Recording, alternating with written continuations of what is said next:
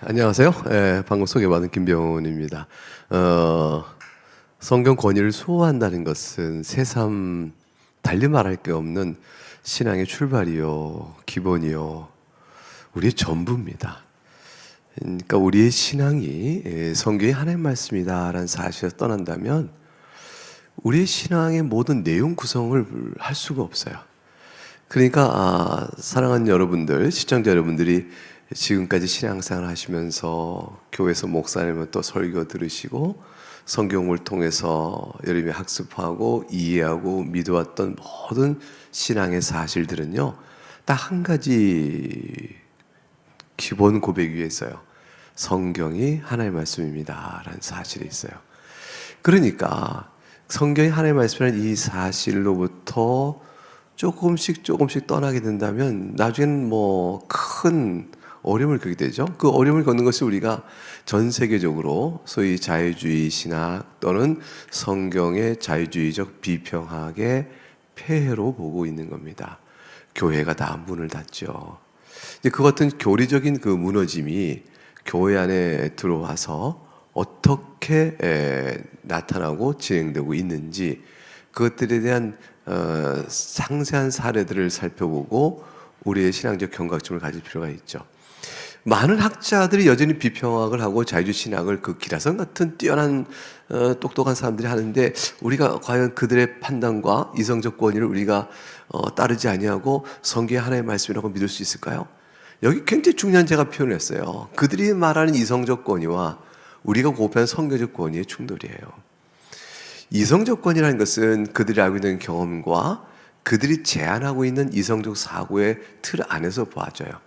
오늘날 우리가 경험하고 있는 일들이 과거에는 또 똑같았을 것이고 오늘 우리가 경험하지 못하는 일은 과거에도 없었을 것이라 이렇게 주장하는 전제를 갖고 있다 쳐봐요. 그게 이성적인 판단이죠. 그 자기 경험 내 판단이잖아요. 오늘날 누가 홍해가 갈라지는 사건을 목도했느냐? 근 천년 가운데 그게 있었느냐? 없었지 않느냐? 이건 없는 것이다. 그게 성경에 기록되어 있다. 그럼 없는 게 기록된 거다. 이렇게 해보는 거죠.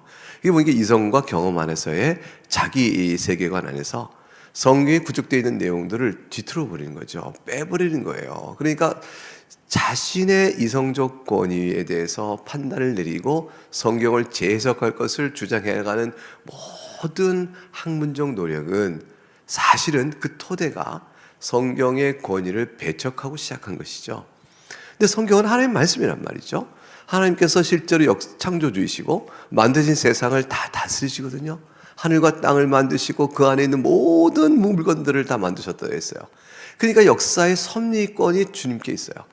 그러니까 여러분 다 믿으시죠? 하나님께서 통상적으로 우리가 살아가는 일반적 섭리뿐만 아니라 우리의 인생을 어떤 목적으로 끌기 위해서 우리를 이끌어 가시는 섭리가 있잖아요. 이런 것들이 특별 섭리가 있어요. 왜냐하면 우리가 예수를 믿게 될 때 그냥 믿지 않잖아요. 전도를 받게 되잖아요. 하필 그때 왜 전도를 들었을까? 전에 내가 복음을 배척했어. 왜 그 복음이 나한테 그때 왜 들어왔을까? 이런 등등은 다 하나님의 섭리 가운데 설명돼서 오늘 내가 나됨은 주의 은혜라. 내가 예수를 믿게 된 건 하나님의 섭리라 이렇게 고백하잖아요. 이 고백은 살아계신 하나님의 만드신 창조로서의 권위를 가지시고 이 세상을 다스리고 계시다는 고백이 없으면 불가능한 거예요. 그냥 우연히 내가 만나고 만난 것뿐이지 하나님 어디 하셨어? 이렇게 말하지 않겠어요? 우리는 단연코 아니라고 말하죠. 하나님 살아계셔서 내 인생 이끄신 거야. 무슨 소리야? 여러분 이것은요 성경을 그대로 믿기 때문에 나오는 신앙 고백적이에요. 그러니까 성경에 나와 있는 출애굽의 사건에 있는 놀라운 것들은 성경에 기록된 신적 권위의 사실로 믿는 거죠. 살아계신 하나님이 비상섭리도 하시는 거예요. 특별한 내 인생을 이끌으신 특별 섭리뿐만 아니라 이 세상에서 통상적으로 경험할 수 없는 어떤 이적도 하나님께서 필요에 따라 행하신다.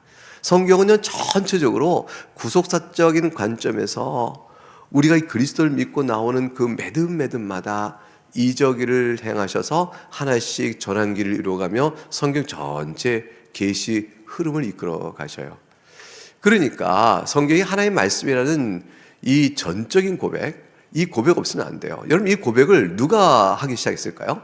우리가 성경을 읽어보되 이거 성경 하나님의 말씀을 하자라고 우리가 그 뜻을 모아서 성경을 하나님의 말씀이라고 믿는 사람들의 모임, 그래가지고 우리 뜻이 모여서 우리가 합의하여 결정했을까요?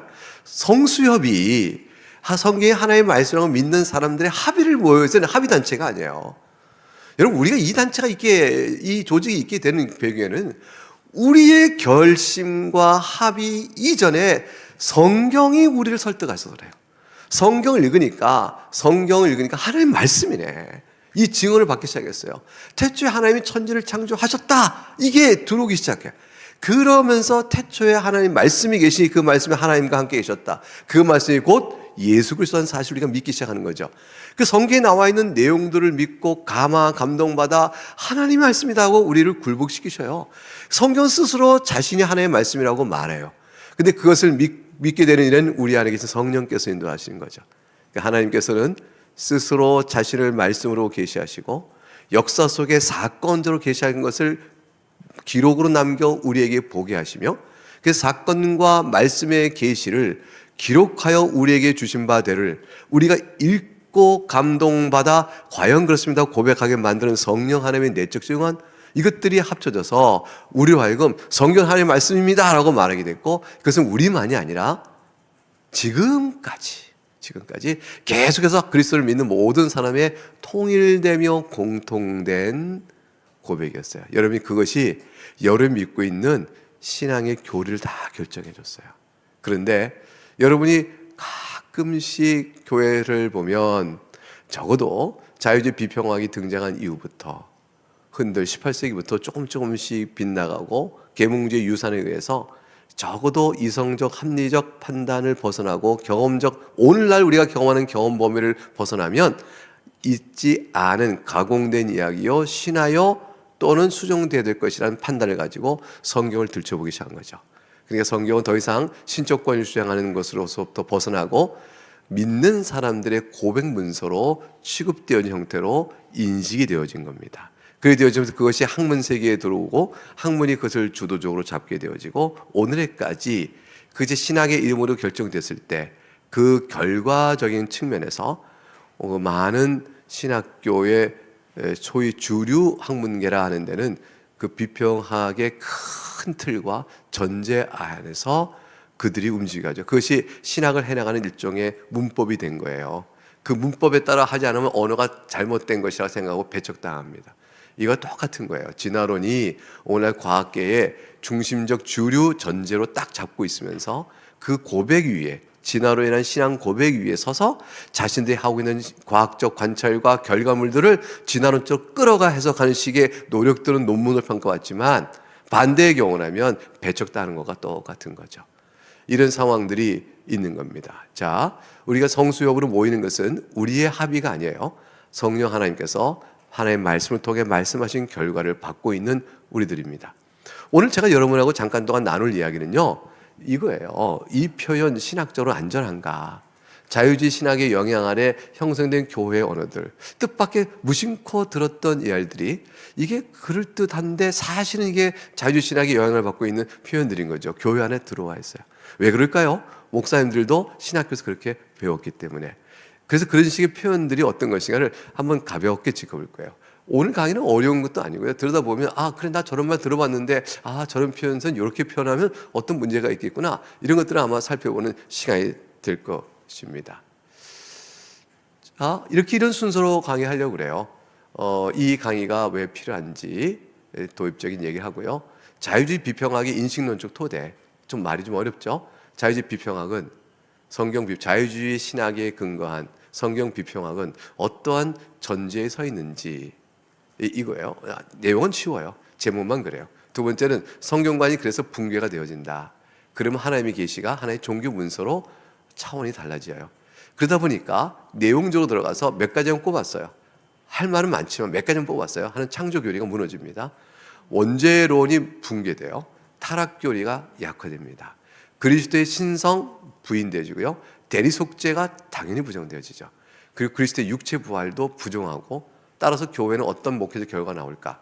이것들에 대한 간단한 얘기를 오늘 정리해 드리겠습니다. 이 강의가 왜 필요하죠?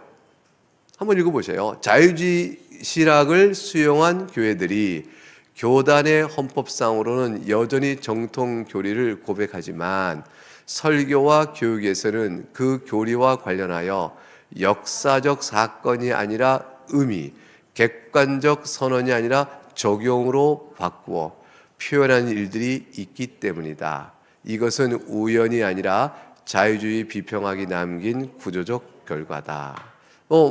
사실 전체 문장은 이런 내용이에요. 교단 헌법적으로는 아직 자유주의 신학을 우리의 신학이라고 표방한 교단이 우리나라에서 굳이 본다면 한두 군데 있어요. 근데 대부분의 여러분이 출석하는 교회에서는요, 여러분이 교회가 속한 교단은요, 헌법적으로는 명백하게 16, 17세기 신학을 받고 있어요. 명백해요. 그다음에 말하자면 장로교라면 우리는 웨스트민스터 신앙 표준 문서를 그대로 우리 신앙의 표준으로 받으며 이렇게 다 시작해요. 이걸 부인하지 않습니다.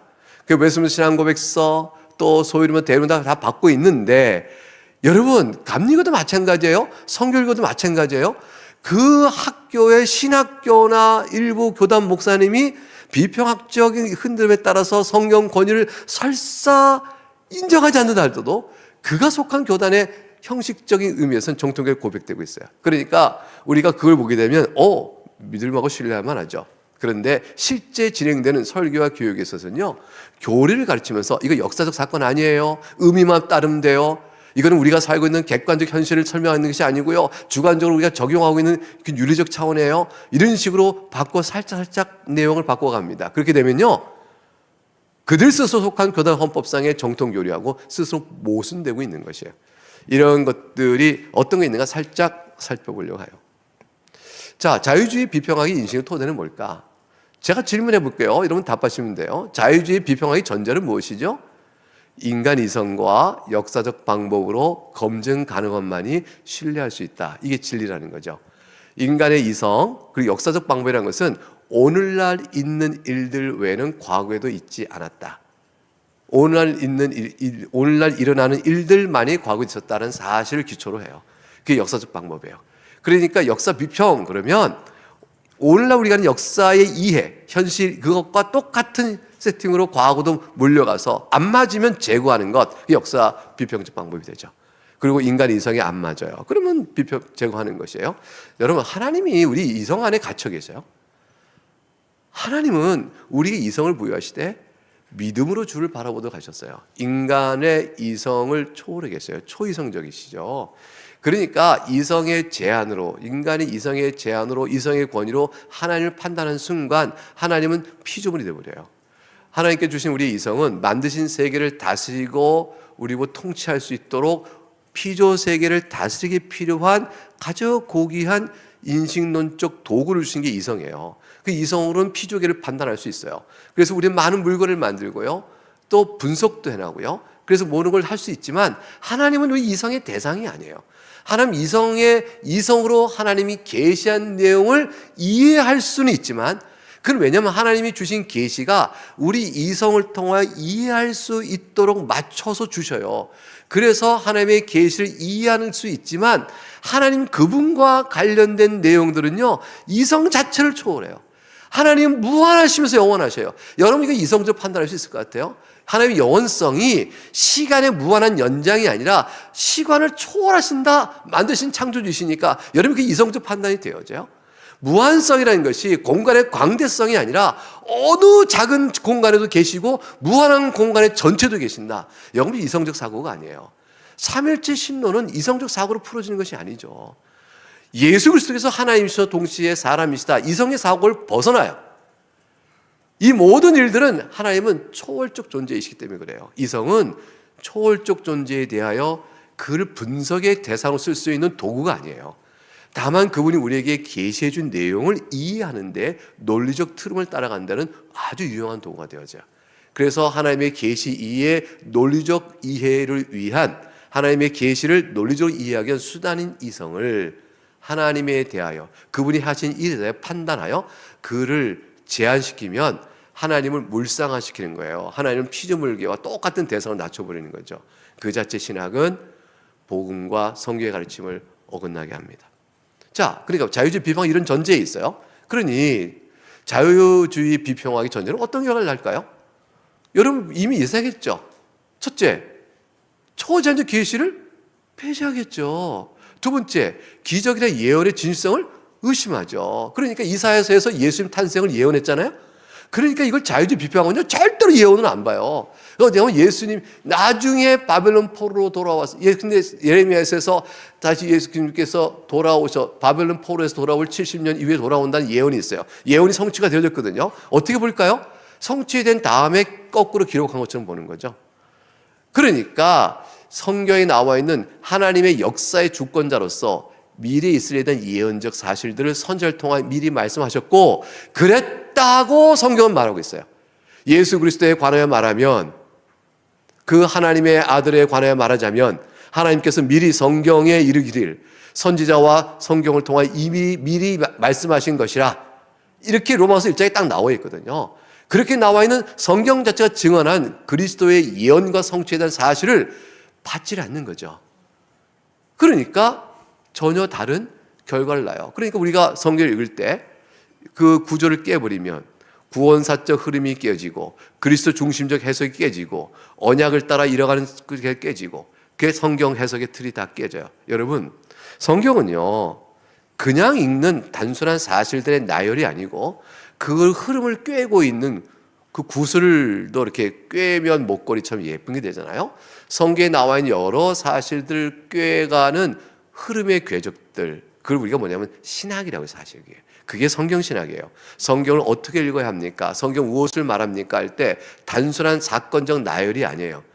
단순한 어록의 나열이 아니에요. 왜냐하면 적어도 하나님 창세 지금까지 인간을 구속하여 종말을 이루어 주께서 새로운 세상을 만들 때까지 창조와 탈옥과 구속과 새로운 종말을 이루는 전체 구조를 꿰뚫고 있는 하나님의 살아계신 역사, 그것들이 또 그것을 갖고 있는 신학적 의미를 계속 풀어주고 있는 흐름들이 있어요. 그 흐름들을 전혀 무시한 채 그냥 나열을 보고 인간의 이성과 역사 경험 안에서 제한시켜 해석한다? 어림도 없는 일이에요. 그래서 성경을 읽을 때 성경의 안에 흐르고 있는 성경 신학적 흐름, 이것들을 읽어 보게 되면 마치 어떠냐면요, 그냥 건물 구조는 건물의 구조 설계도를 보는 거예요. 건축 원리를 보게 되는 거고, 그래서 왜 이렇게 지어졌는가를 알게 되어지면서 그 하나하나 토대가 왜 그때 그것이 있었는지 알게 되는 눈들이 떠지기 시작해요. 성경에 대한 이해와 관점이 달라지면서 무릎을 탁 치게 되죠. 과연 성령 하나님께서 저자시구나, 그래 그렇구나, 이게 되는 거예요. 예수님 탄생 때에 많은 분들이 주님 다시 오실 위함에 기도했잖아요. 아기 예수를 보고서 어떻게 얼마나 감동을 받아요. 주께서 내 영혼을 이제 불러가서 좋겠다. 기다렸던 많은 사람들은 뭘 믿었기 때문이죠? 예언을 믿었기 때문이죠. 그 믿어온 신앙이 오늘까지 이어지고 우린 주 예수 다시 오실 때까지 믿고 있는 이 신앙에서 성경의 신적권을 믿지 아니하면 뭐가 남겠어요? 그래서 결국은 어떻게 되냐면 신앙의 교리를 어떻게 다 파괴하고 말게 되는 거죠. 맨 마태 그 결과 여러 믿는 신앙의 교리를 대체되고 붕괴시킵니다. 그러니까 우리 신앙은 한순간에 허공이 떠버려요. 자, 성경관의 붕괴가 돼요. 그래서 이제 성경관이 붕괴됩니다. 자, 우리 정통신학에서 성경을 뭐라고 하죠? 한번 읽어볼까요? 시작. 하나님이 실제로 말씀하신 계시의 기록이며 교회의 교리 결정의 유일한 판단 기준이다. 그러니까 성경을 이렇게 믿지 아니하면 교리의 교리 결정은 다 임의로 왔다 갔다 하겠죠. 근데 자유주의 비평학에 따르면 성경이 어떻게 보게 될까요? 인간이 하나님을 이해한 것이에요. 인간이 하나님에 대해 고백한 것, 인간이 하나님을 이해한 인간의 기록물이에요. 따라서 역사적 산물이에요. 따라서 성경은 역사적 산물이요, 인간이 만든 거요, 이 인간을 조금 넓히면 신앙, 공통된 신앙 고백 집단이 써놓은 거예요. 그래서 요한 공동체가 써놓은 신앙은 요한복음이고요, 마태 공동체가 써놓은 신앙은 마태복음이에요. 각각의 서로의 교류는 없어요. 근데 그 안에 공통점이 있다는 우연적인 거죠, 사실은. 그러니까 그렇게 되는 제안쓰니까 이들에게 내리신 하나님이 내리신 영감된 문서로 성경은 부정해버려요. 인간이 인간편에서 하나님을 이해한 거예요. 하나님 내려주신 영감된 물이 없어요. 여러분, 성경이 왜 신적 권위를 갖냐면요, 하나님께서 성경을 기록한 저자들에게 영감하셔 그들의 사상과 사고를 지배하시며 그들이 갖고 있는 문학적, 문해적인 능력을 활용하셔 그래서 그 말씀 한마디 한마디 그들을 끌어내어 쓰게끔 하신 것이죠. 이 영감이에요. 그래서 오늘날 만일 여러분에게 하나님이 영감됐다면 여러분이 쓰는 글 자체가 신적 권위의 성경 문서가 될 거예요. 왜냐하면 성령 하나님께서 영감하셔 여러분을 끌어내셔서 여러분이 쓰는 단어, 여러분 물론 어휘력은 인간별로 차이가 있죠. 다 좋아하는 단어가 있죠. 어떤 사람이 맛있다 할 때 이 사람이 너무너무 달콤해, 이 사람은 이걸 항상 맛있다는 표현할 때마다 달콤해라는 말을 주로 썼어요. 어떤 사람은 너무너무 이게 시원해 라고 표현했어요. 그러다 보니까 그 사람이 쓴 것과 저 사람이 쓴 것에 문어적 차이가 있기 때문에 누가 쓴 거라고 우리가 분별할 수 있죠. 그래서 성경은 저자가 누굴 것인가를 판별하는 이성적, 문해적 분석들을 할 수는 있어요. 그러나 그 단어 하나하나가 성령께서 끌어내신 거예요. 성경에 쓰여진 마태복음의 언어적 특징들, 바울 서신의 언어 특징들은요, 바울의 언어 어휘력을, 바울이 갖고 있는 어휘력의 창고에서 그 단어를 끌어내 성령께서 쓰게 하신 거죠. 그래서 사람들이 그걸 착각하는 거죠. 뭐래, 바울이 쓴 거잖아. 이 문어가 다 단어가 바울적 특성이네. 얘 바울의 특성이에요. 그래서 바울이 쓴 게 맞다니. 근데 바울 자체가 쓴 게 아니에요. 바울을 끌어내 하나님이 사용하신 거라니까요. 그렇다면 그것이 타이프라이터든가요? 기계였나요? 아니라니까요. 사고력을 동원해요. 하나님은 우리의 사고를 지배하셔요. 그리고 우리 마음에 감동을 주셔요. 그리고 볼 것을 보게 하고 깨달을 걸 깨닫게 하고 쓰게 하셔요. 그들은 하나님부터 받은 계시의 이해를 기록하고 있는 거죠. 이 영감이에요.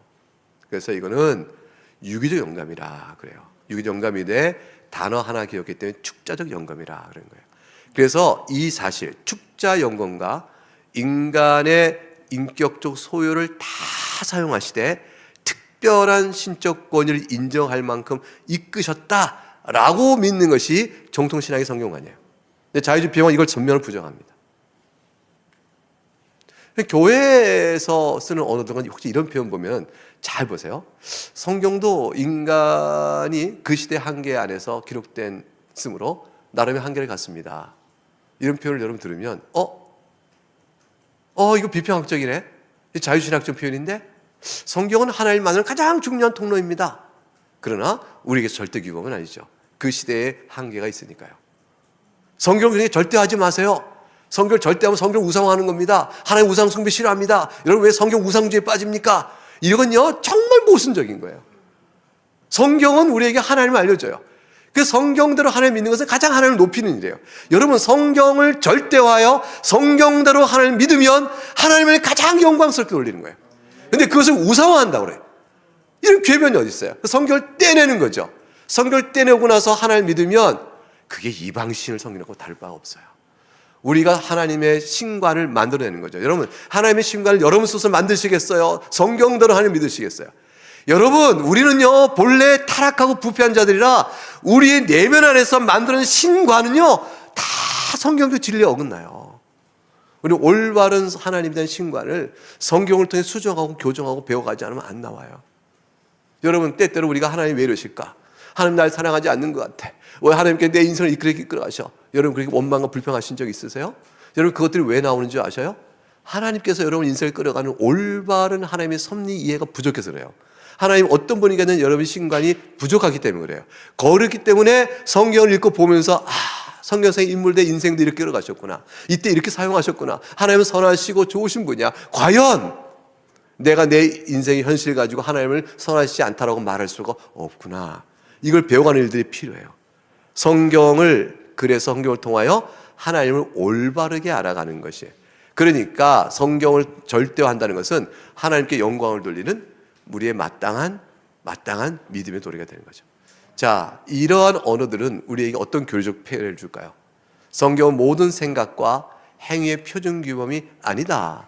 해석자의 판단, 독자의 판단에 도움을 주는 한낱 참고서가 돼요. 어떤 사실에 대해서 한낱 참고서. 그러나 중요한 말을 붙일 수 있겠죠? 이 말을 붙여요. 그래서 중요한 참고서입니다. 성경 없이는 우리가 이 사태를 판단하기 올바른 기준점을 못 갔습니다 라고 말하는데 사실 보니까 참고적 기준이에요. 절대적 기준이 아닌 거죠. 여러분 차별금지법을 싸워갈 때 동성애나 동성혼을 지지하고 그것이 기독교적 신앙에 어긋나지 않는다고 주장하는 사람이 있다면 그 사람이 성경을 풀 때 어떻게 푸는지 아세요? 하나의 참고서적으로 봐요. 그래서 로마서 1장에 분명히 나와 있는 것 1장, 2장, 3장 넘어가면서 동성애에 대한 하나님의 수치스러움을 다 얘기하셨어요. 남자가 남자를 술로 쓰지 아니고 여자도 여자 쓰기를 술례도 하지 않는다라고 말했던 모든 내용을 두고서 이것 봐, 성경이 금하고 있는 거 하나님 뜻이 아니잖아 물을 때 뭐라고 딱 얘기해버려요. 문화적 산물이잖아. 성경은 뭐죠? 절대 규범이 아니라니까. 그 당시 문화적 산물이야. 그래서 그 시대 상황 속에서 그거를 말했을 뿐인데, 사실 중요한 것은 정절에 있는 거지 남자와 남자, 여자 사이에 관계에 있는 게 아니라고. 그래서 남자와 여자 사이에 혼인이 인정해도 하나님 말씀하신 혼인의 참된 가치는 정절성이 있는 거라고. 그 간음이란 건 정절을 어긴 것이지, 또 성적 측면에서 하나님이 말씀하신 정절의 문제지, 남성과 이성, 남성과 여성, 이성 간에 있어야 한다는 걸 말하는 것을 제한시킬 것은 아니야. 성경을 규범해서 상대적 문화주의를 만들면 그렇게 되어져요. 자, 그러면 그 다음 볼까요? 성경의 창조기로 넘어가 볼까요? 몇 가지 볼게요. 창조, 성경은 어떻게 창조를 말하죠? 답은 어떻게 되어 있어요? 하나님이 말씀으로 6일 동안 하늘과 땅과 그 안에 있는 모든 것을 만드신 사건이고, 만물에 따라서 주권자이심을 선포하는 일이 창조예요. 비평하기 따르면 성경 창조를 부인합니다. 뭐라고 보냐면, 첫째, 성경 창조에 대한 내용이 어디 나와요? 1장 나와요? 1장은 역사적 사실이 아니에요. 그 뭐예요? 그랬더니 그냥 의미 전달을 위한 거예요. 그 창조의 의미를 우리에게 드러낼 뿐, 창조의 사실, 하나님 창조하신 사실을 실제적으로 역사적으로 이렇게 창조했다고 말하는 객관성의 진술이 아니에요. 그냥 그것은 그냥 의미 진술이에요. 이렇게 말을 해요.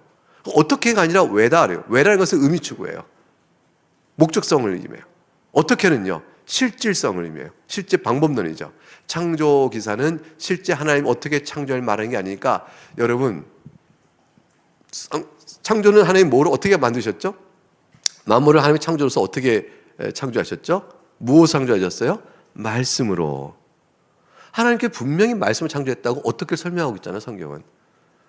그리고 6일 동안 하나님 창조 사실에 대한 방법적인 측면에서 행하신 일들을 보여주고 있잖아요. 무엇을? 하늘과 땅과 그 안의 모든 것들을. 하나님께서 하나하나 구체적으로 창조 사실을 어떻게 했다고 말해주고 있어요. 인간 창조의 거는 흙으로 빚으시사 그에게 생기를 부어넣어. 이거 구체적인 방법론이잖아요. 여성의 창조 어떻게 했어요? 아담이 잠들 때 그의 허리를 해서 한 줌을 끌어내서 만드셔요. 하나님 구체적인 창조의 행위들을 어떻게 했다고 말씀하고 있는데, 이걸 전부 다 무시하는 거죠. 그리고 무시하려니까 어떻게 말하고 있는데 왜 무시하세요? 라고 하니까 그냥 신화야. 그래서 고대 금동 신화에 그거를 유대인들이 또 히브리인들이 자기 나름대로 변형시켜서 써는 거예요. 이와 같이 유사한 창조신화 설화들은 여러 군데 있어요 라는 식으로 풀어가죠. 그래서 성경을 비교 종교학적 측면에서 여러 종교들의 하나의 문서로 각각 여러 종교의 문서 중에 하나인 거로 취급하고 맙니다. 그리고 말하죠. 왜를 의미한다. 왜는 뭐예요? 하나님이 창조주신 높으신 분임을 말하는 것이다. 우린 그 창조주님을 섬기며 나가야 한다. 요거를 말하려고 쓰여진 글이다 라고만 해석하고 말아요. 창조교리의 실제적 부정성. 자, 두 번째, 그럼 교회에서는 이런 것과 관련해서 어떤 식의 표현들이 나오느냐면요, 잘 보세요. 혹시 들어본 적 있으면 여러분,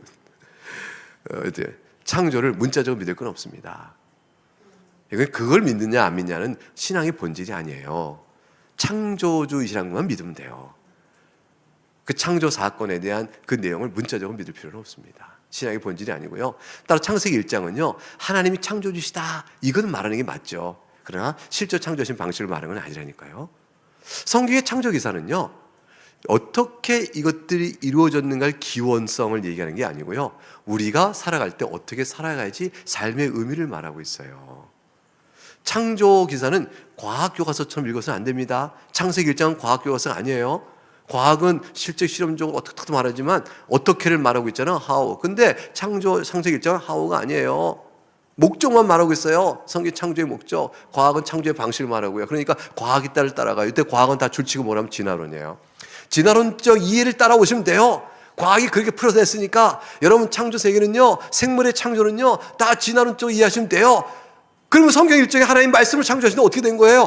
이건 의미적이고 목적적인 거니까.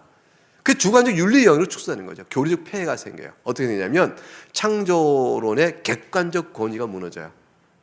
그리고 하나님은 창조주신 우리가 어떻게 살아야 되지? 우리가 하나님을 어떻게 영화롭게 해야 되지? 창조주이십니다. 찬양하는 일들 우리에게 필요해. 라는 주관적 윤리 영역으로 축소되어져.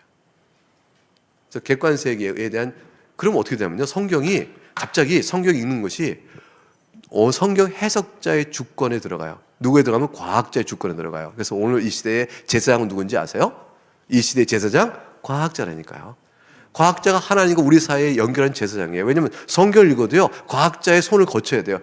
이거 창세기 1장을 하나님께서 어떻게 창조하신지 다 말하고 있다고 잘 쓰여지는데 이거 그대로 믿어도 되겠나요? 과학자가 아닙니다 하고 과학자가 해석의 열쇠를 가지고 풀어줘요. 진화론적 해석해야 돼요. 이건 다 신화예요. 그러면 물러서야 되는 거예요. 여러분, 이거 우리가 성경에 보게 되면 기적이 많은데 이거 믿어도 될까요? 과학자, 그런 일이 있을 수 없어요 라고 말하면 없는 일을 물러나야 되는 거죠. 객관의 세계가 과학이라는 소위 진화적 이해의 자연주의 틀 안에 갇혀버려요. 성경이 자연주의 세계 안에 해석적 틀에 갇혀버리게 되어지죠. 그러니까 아담이 인류 최초의 조상일까요? 과학자이 아니요 그러면 더 이상 인류의 최초의 조상인 아담을 부정하게 되는 일이 벌어져요. 자, 인간은 무엇으로 창조되었죠? 한번 볼까요? 하나님의 형상입니다.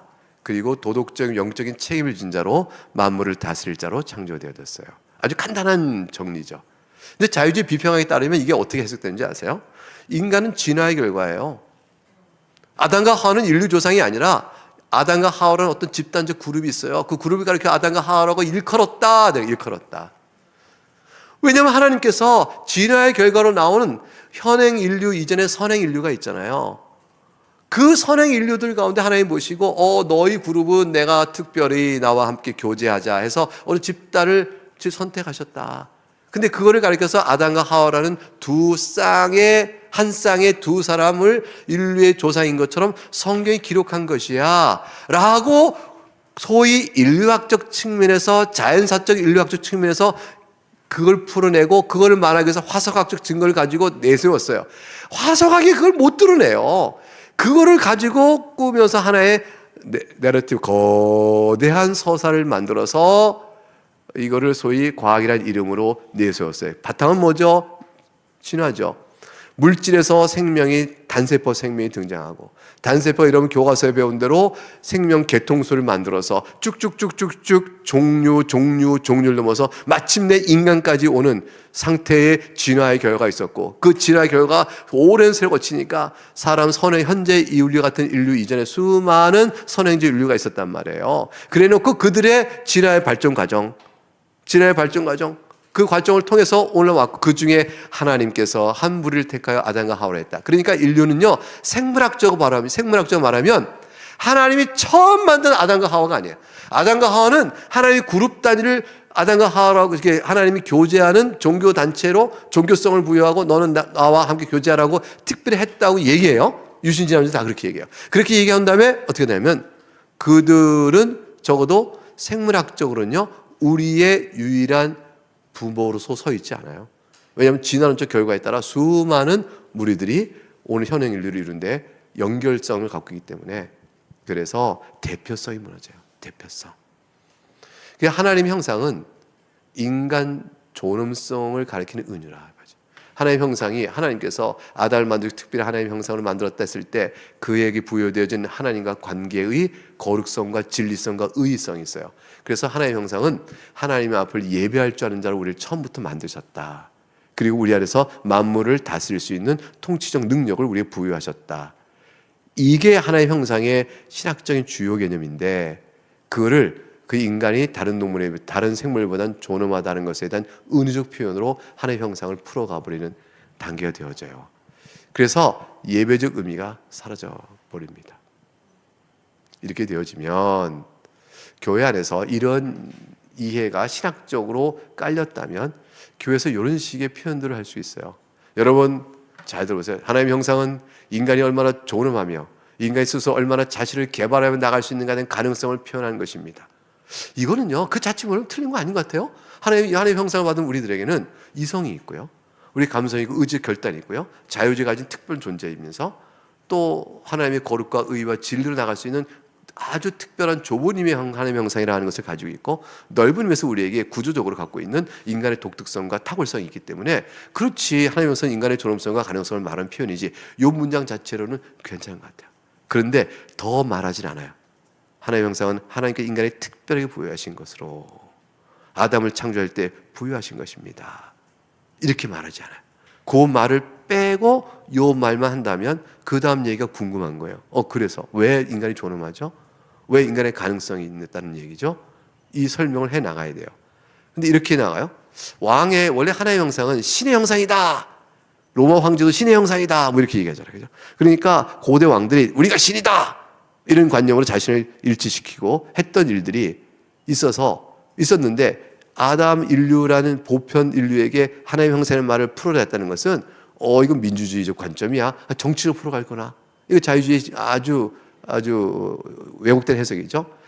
그리고 사람에게 하나님 형상이라는 것은 사람에게 하나님처럼 창조의 DNA가 있다라고 설명하고, 인간이 그것을 창조의 DNA를 따라 실현할 가능성을 하나님 형상이라고 보는 것이다. 이게 인간이 하는 창조적 능력이 하나님께서 만물을 만드신 창조주라는 사실과 등치시켜서 하나님 형상으로 빗댄 거야 라고 말하는 것에 그칩니다. 그리고 더 나아가서 하나님 형상은 인간 내면의 도덕적 자율성이다, 이렇게 얘기해요. 그리고 뭐든지 실제로 하나님께서 최초의 인간을 만드실 때 생기를 부으시고, 생기를 부으시고 생명으로 만드실 때 생기를 통하여 영혼을 부으시며 흙으로 몸을 만드시며 이루어진 인간의 전인적인 특별성을 반영하는 하나님 형상, 그 하나님을 예배하는 자로 세워가시는 하나님 형상의 의미를 축소해요. 그러니까 하나님 형상은 단순히 인간에게 내재된 잠재성이 되어져요. 하나님 형상이 인간에게 내재된 잠재성으로 축소되어져요. 그렇게 되면 하나님께 반역하여 하나님을 예배하도록 부르신 거룩과 의와 진리로 창조되었던 하나님 형상의 이 영광스러운 모습이 쑥 사라져요. 그리고 자연적 인간만 남아요. 그러니까 하나님께 반역한다는 죄의 개념이 하나님 형상을 깨버린 부분이 있거든요. 좁은 힘의 하나님 형상이라 말하는 것, 하나님을 예배하는 자로 불러왔던 하나님 형상의 측면은 애초부터 개념이 없기 때문에 죄의 개념도 갑자기 사라져버리는, 약해지는 거예요. 자, 원전원의 붕괴와 타락교의 약화가 있어요. 자, 여러분, 성경은요, 아담의 타락에 대해서 뭐라고 말씀하시죠? 실제로 인류의 역사적 조상인 아담은 성경 분명히 아담 이전에 인간은 없었어요. 아담의 부모가 없었다고요. 아담의 생물학적 부모가 없었고요.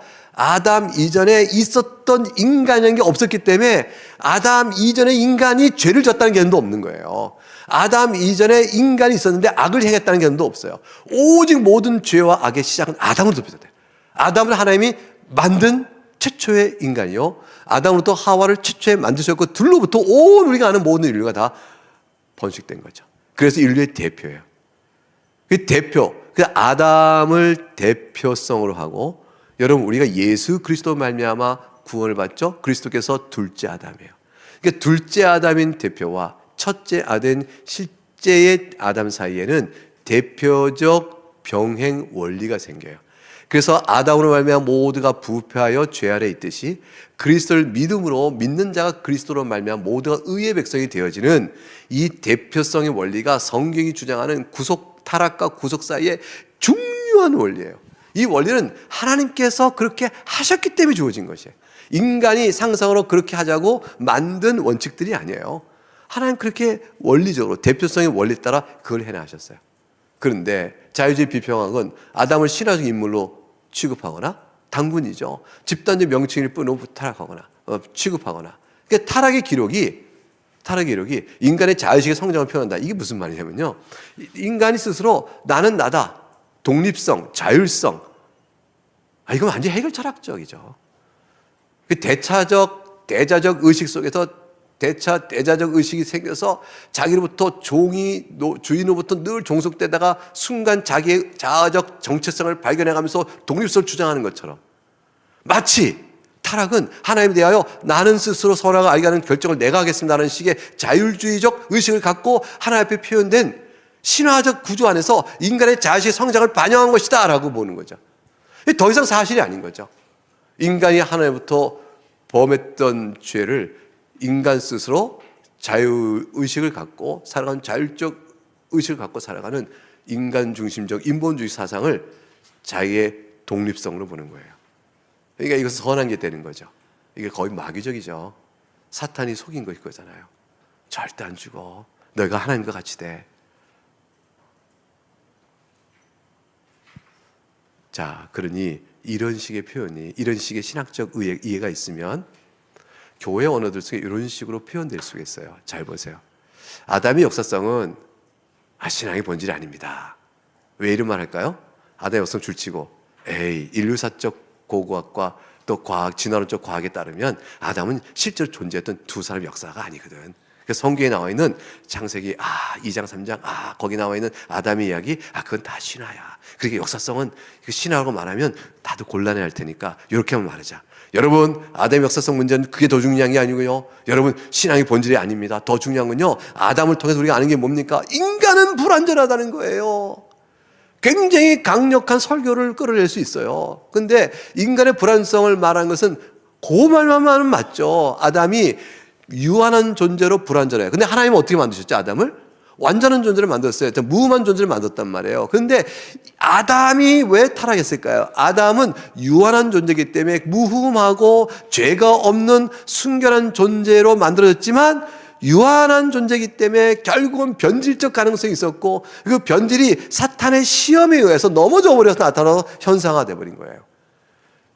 그러니까 본래는 순결한 자가 변질적 가능성이 있는 유한성이 있는 한계 안에서 시험을 받아버렸고 시험 받아서 하나님 대신에 마귀의 말을 선택하는 죄를 범하게 되는 거죠. 그게 타락이 되는 거예요. 그러니까 인간은 그런 의미에서는 불완전성이 있어요. 그러나 여기서 아담에게는 인간의 불완전성을 말하는 상징입니다. 상징성에 문제가 있어요. 지금 말씀드린 바도 이해하지 아니하고 아담의 역사는 신앙의 본질이 아니요 인간은 불완전합니다. 그러니까 하나님에 대한 우리가 믿음이 필요합니다 라는 식의 말은 하겠죠. 종교적 틀은 이끌어가겠죠. 그러나 그 속에는 상징입니다 말 속에서 아담의 타락성이 실제 우리에게 불완전을 말해주는 상징적 언어로만 들어와요. 죄가, 원죄가, 부패성 이것들이 떠버립니다. 그래서 아담의 기록은 오늘날 사람이 하나님에 대한 불순종을 하고 있다는 사실을 표현하고 있는 교회에서 현재 인류가 하나님을 불순종하겠다는 걸 표현한 상징적 은유적 표현입니다. 따라 창세기 3장은 여러분 타락사건 창세기 3장은 역사가 아니에요. 다만 거기서 의미를 전하는 신앙만을 말하고 있는 겁니다.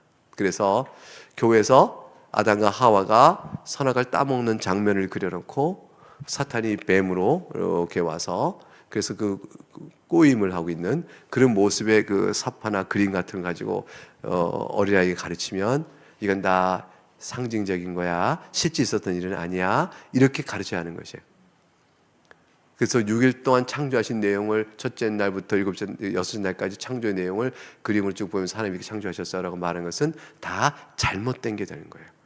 창조는 하나님, 창조주 하나님의 모습에 대한 사실적 기록들이 자 그럼 어떻게 되냐면 성경이 다 뭐예요? 알 수가 없는 거예요. 성경 기록을 어떻게 믿지? 성경은 그렇다고 썼는데 이걸 어떻게 믿지? 성경은 전부 다 재해석돼야 될 대상으로 남아요. 그 역사적 아담을 부정하면 인류의 대표성이 붕괴되고 아담으로 인한 인류의 원죄성도 해체되고 왜 원죄론이 없어요? 왜냐하면 아담 이전에 뭐가 있으니까 저들의 의견에 따르면 아담 이전에도 죄가 있었으니까 아담의 생물학적 부모가 죄를 졌고 그래서 죽은 거 아니겠어요? 그 죄가 다 있었으니까 그렇게 되면 아담과 그리스도의 병행적 관계 안에서 그리스도의 대리 속죄론도 의미를 상실하죠. 아담 안에서의 원죄성이 무너지면 그러면 그리스도 안에서의 나를 대신해 주신 그리스도 대리 속죄론도 의미를 상징합니다. 그 죄가 뭘까요? 죄란 무엇일까? 하나님의 거룩한 율법을 거스르는 게 범죄예요. 자유주의 비평은 어떻게 해석하냐면 죄는 일종의 심리적 상처예요. 사회 구조나 또는 환경 안에서 또 개인적 심리 구조 안에서, 또 자기 생물학적 DNA 구조 안에서 어쩔 수 없이 당하는 결과로서의 심리적 상처가 죄예요. 그 심리적 상처를 죄로 규정하고 있는 사회적 규범이 죄예요. 그걸 통해서 드러날 뿐이에요. 자, 내가 도둑질했어요.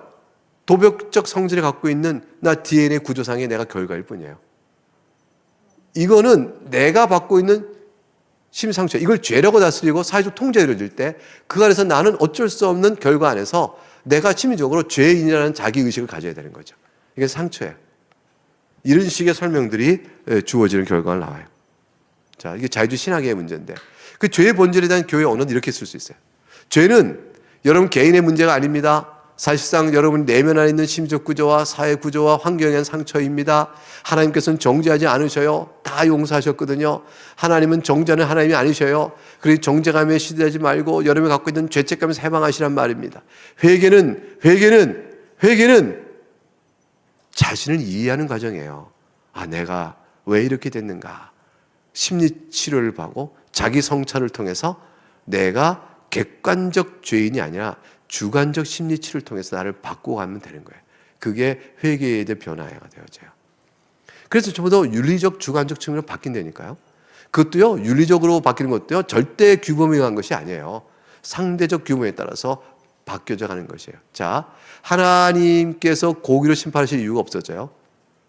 죄의 본질이 거룩한 율법으로부터 벗어난 게 아니라고 되어진다면 죄에 대한 은혜의 용서가 사라져버려요.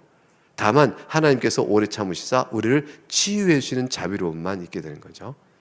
그리스도의 십자가의 죽음의 의미가 상실될 수 있습니다. 이런 것들은요, 은근히 들어와 있어요. 은근히 우리 안에서. 그래서 더 이상 죄를 설교하지 않죠. 이것은 단순히 회중이 죄를 듣기 싫어하니까 라고 말한 걸 넘어서서요, 신학관이 죄라고 말하기 이전에 그 영혼들의 여러 상처들을 보듬는 쪽이 복음이라고 생각해서 그래요. 여러분, 상처가 왜 생겨요? 죄성 때문에 생기는 거예요. 마음의 부패성에서 오는 상처예요. 어떤 상처도요, 인간의 죄성과 무관한 상처가 없어요. 영혼의 상처, 정신적, 심리적 상처, 그게 다 들어가 보면 인간의 부패성과 연결되어져요. 그 부분을 해결하고 복음으로 그걸 해소하고 복음으로 새롭게 되지 않는 한 그 상처가 어떻게 지나져요?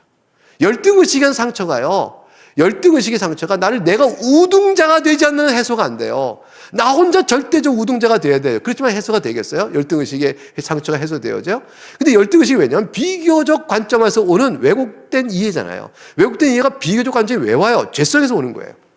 서로를 존중하며 각각의 자식 분깃을 받아 살아가는 정당한 신앙적 이해가 있으면 상대에 대해서 내가 존중할 수 있는 이해가 생기고 서로 존중해야 돼요. 그래서 사람의 지체로 묶이는 우리들 가운데서 더 중한, 나는 뇌다, 나는 심장이다, 너는 발가락밖에 안 돼, 이런 식의 비교 의식으로 자기의 탁월성 주장이 없어져요. 이게 죄성과 연결된 상처들이에요. 여러분, 가장 간단한 얘기를 들었어요. 직접 죄를 짓지 않는다 할지라도 하나님께서 말씀하신 죄를 생각해 보세요. 십계명이 다 뭐로 요약되어지죠? 10가지 측면이죠. 사실은 죄는 다 하나예요. 탐심이에요. 탐심의 10가지 측면이 하나님에 대하여부터 시작해서 이웃의 것을, 소유를 탐하는 데까지 나오죠. 그래서 제1계명은 하나님만을 영원롭게 하라. 마지막 탐심은 뭐예요? 스스로를 영원롭게 하지 말아라. 그거예요. 자신을 영원롭게 하기 위해 탐심이 작동하는 것이니까. 그래서 그건 하나로 묶여요. 1계명과 10번째 계명은 하나의 계명으로 싹 연결돼서 10계명 전체를 요약하여 하나님을 마음과 뜻과 힘을 다해 사랑하라. 이웃을 사랑하러 사랑을 쫙 모아지는 거죠. 그러니까 결국은 모든 사랑에서 벗어난 모든 행동과 상처는요, 그걸 당했던 행했던 사실 죄와 관계된 거예요. 그런 것들의 본질을 풀어낼 수 있는 힘과 해석적 바탕이 무너져 버립니다. 하나님께서, 자, 그리스도의 신성과 대리속죄도 문제가 되어져. 자, 하나님의 선택받은 자의 구속자는 누구시죠? 읽어볼까요? 하나님의 선택받은 자들의 유일한 구속주는 주 예수 그리스도이십니다. 그분께서는 하나님의 영원한 아들로서 사람이 되셨습니다. 그리하여 영원히 그분은 완전히 구별된 두 본성을 지니신 한 위격으로 계시는 하나님이시자 사람이십니다. 이게 우리의 고백이에요. 따라서 이 고백 속에 중요한 것, 우리의 구속주인 예수님은 어떤 분이시죠? 하나님의 영원한 아들이세요. 그분에게는 신성과 인성이라는 구별된 두 본성이 같이 있으세요. 근데 자유주의 비평학은요, 예수님이 영원한 하나님의 아들이라는 것을 존재론적인 신성의 인정을 못 견뎌해요. 예수님은 하나님의 아들하고 높임을 받은 분이긴 해. 우리 가운데 가장 탁월하고 도덕적 모범이 없고 그런 분이 없으셨어. 그러나 하나님의 아들이라는 것은 신앙 고백적 표현이지 실제 그분이 존재적으로 하나님의 아들은 아니야. 그분이 하신 기능과 그분이 하신 모범은 우리에게 하나님의 아들인 것 같다라고 높임을 받겠지만 실제 하나님은 아니라고. 예수의 신성을 그들은 못 견뎌야 합니다. 그래서 교회 안에 들어와서 이런 식의 언어가 여러분 들린다면 많이 그냥 벌떡 일어나셔야 돼요. 예수님이 하나님이시라는 말은 단지 신앙의 고백일 뿐입니다. 뿐입니다. 뿐자 빼겠죠. 뿐입니다. 너무 좀 이상하니까. 입니다. 우리는 신앙 고백적으로 예수님이 하나님이라고 말합니다. 이건 우리의 신앙 고백입니다. 라고 말할 때 맞잖아요. 우리가 신앙을 그렇게 고백하잖아요. 그러나 가로 열고 닫고 사실은 사람이시죠. 라고 들어간다면 잘 눈여겨보세요. 그래서 그 다음 말이 중요해요. 왜 예수님이 우리가 하나님이라고 신앙 고백한 줄 아세요?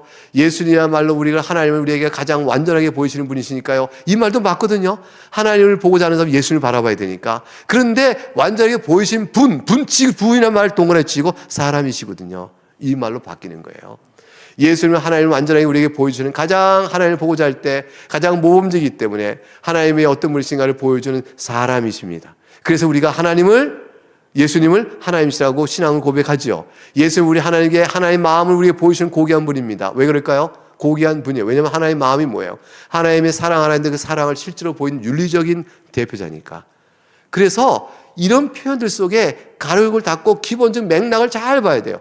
그래서 이렇게 말한다면요. 예수님이 하나님이시냐 아니냐 이 논쟁보다 더 중요한 것은 그는 우리 내려놓읍시다. 그분의 삶과 가르침을 배울 뿐입니다. 이렇게 말한다면 이제 정체가 드러나는 거예요. 예수님이 하나님의 논쟁을 얼마나 중요한데 예수님이 하나님이라는 사실이 얼마나 중요해요. 초대교회가 그것 때문에 이단을 가르고 교리를 성립했거든요. 니케아 공회 324년에 그 첫 번째 결정은 뭐냐면요. 그리스도는 하나님이시다. 이거부터 결정되니까 그 다음에 481년 콘스탄티노플 제1차회에서 그러므로 삼일체 교회가 정립되는 거예요.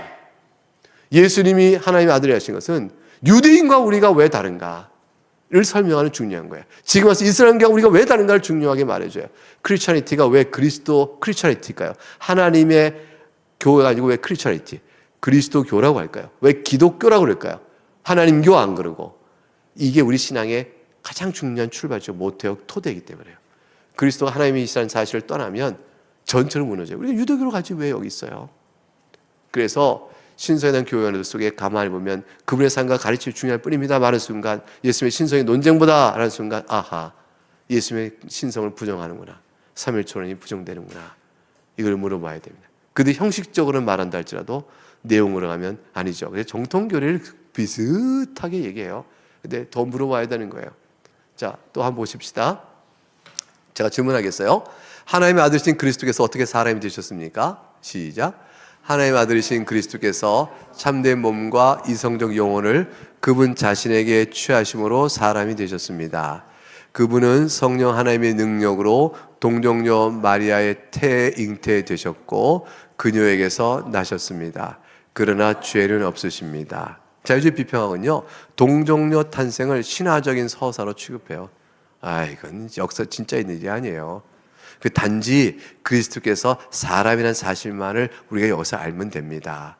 여러분, 그리스도는 사람이십니다. 우리가 똑같은 사람으로 오셨어요. 이거는 강조해요. 아까 뭘 말하지 않죠? 그래, 예수님 또한 하나님이십니다는 말하지 않은 채. 근데 동정탄생이요? 이거는 신화예요. 이렇게 말해요.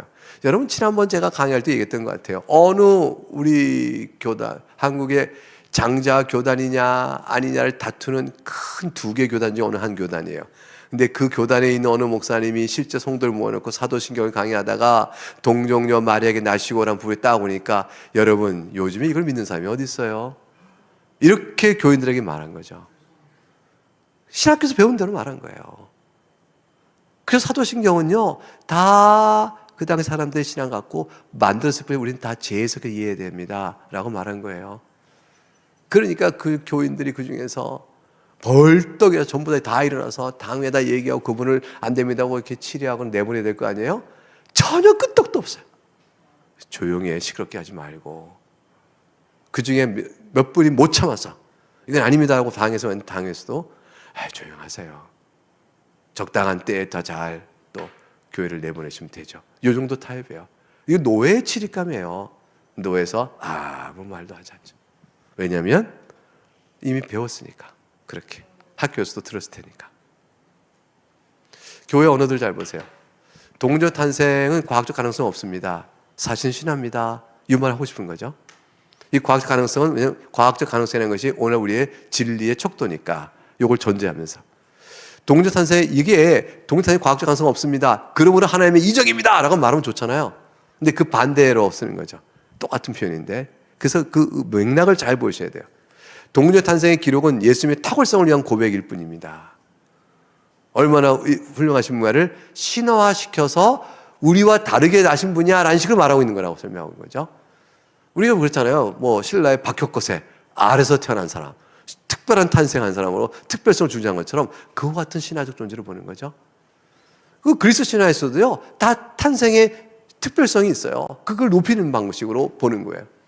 중요한 것은 이런 예수님의 실제 탄생의 사실성 여부가 있지 않고 그분이 어떻게 탄생할 사실성이 있지 않고 그분이 하신 일을 보십시다 라고 어떤 윤리적 모범적 사랑의 실천들을 보십시다 이렇게 되는 거죠. 아마도 당시 문화에서는 이런 식으로 표현할 때 예수님의 탁월성을 설명할 수 있다고 생각해서 아마 쓰여진 신화적 표현일 겁니다. 문화 배경을 생각해 보십시다. 이런 식의 설명의 말들이 만일 술술술 나온다면 그건 아닌 거예요. 이런 표현들이 실제 여러분 교회에서 안 들었다면 다행이에요. 근데 이런 표현들이 의식 속에서 한순간 한 단락 어떤 대목에서 나온다면 경각심을 가지시기 바랍니다. 그래서 교리적 폐해가 생기죠. 동료 탄생의 역사 사실성을 부정하고 성육신의 교리가 붕괴됩니다. 그리스도의 무죄성의 부분도 불필요해지는 거죠. 동료 탄생은 예수의 무죄성과도 연관되거든요. 성령의 충만함을 입어서 그가 마리아에게서 나시고 또 중요한 것은 우리의 대표가 될 만한 형제라 이끌음받은 똑같은 인간으로 오셨다는 사실이 참 중요한 것이에요. 근데 그게 부정됩니다. 자, 그리스도께서 제상 직분을 어떻게 행하시는지 그리스도 신성한 대리속죄에 관한 얘기를 좀 나눌 거예요. 한번 읽어보겠습니다. 시작. 그리스도께서 하나님의 공의를 만족시키시고 우리를 하나님과 화해시키기 위하여 자신을 희생제물로 단번에 드심으로써 그리고 우리를 위하여 계속해서 간구하심으로 제상 직분을 행하십니다. 여기 중요한 것은 하나님의 공의의 만족, 자신의 희생제물. 이 두 개가 우리는 세 글자 뭘로 모아지죠? 십자가. 근데 자유주의 비평학은요, 십자가 죽음을 윤리적 모범으로 봐요. 얼마나 끝까지 하나님의 말씀 앞에서 죄인들을 사랑하는가를 보여주는 윤리적 모범으로 봐요. 죽기까지 그들을 사랑했다. 근데 대속적, 형벌 대속적 죽음의 가치는 배제시켜버려요. 거꾸로 또 하나님의 사랑도 설명해요. 하나님께서 자기의 아들이 이와 같이 죄인에게 죽게끔 하심으로 인해서 그 아들의 죽음의 가치를 들어서 죄인들을 사랑하고자 하셨다고 생각하지 공의의 형벌적 이름을 빼버립니다. 그래서 하나님 공의 심판의 엄중성이 약화돼요. 희생적 죽음을 통해 대리 속죄의 형벌을 발생하는 의미를 자꾸 배제시켜가는 거죠. 철저히 윤리론적 측면에서만 보는 거예요. 자, 이런 식이 되어지면 교회 언어들이 이렇게 돼요. 여러분 십자가를 하나님의 법정적 개념에서 공의의 심판을 내린 것으로 보실 필요는 없습니다. 하나님은 피를 요구하는 분이 아니에요. 하나님은 그렇게 잔인한 분이 아니십니다. 하나님께서는 죄인을 그냥 사랑하실 수 있는 분이거든요. 그런데도 일부러 십자가에 죽게끔 한 것은 하나님께서 아들을 죽이기까지 할 만큼 우리를 얼마나 사랑하신 걸 보이기 위한 것이지 그것이 실제로 여러분의 피값을 자들에게 물려주고자 하신 것이 아니란 말입니다. 따라서 십자가 죽음은 반드시 피한 것이 아니었는데 일부러 하나님이 하셨다고 볼 수 있죠. 하나님의 사랑의 극적인 표현이란 말이죠. 예수님의 희생적 죽음은 우리를 향한 사랑, 그 자신의 사랑의 모범이요 하나님께서 우리를 사랑하신 걸 보여주는 하나의 극단적인 이해가 되는 겁니다. 그래서 십자가를 전체로 사랑으로 모아요. 여러분 십자가는 사랑이죠.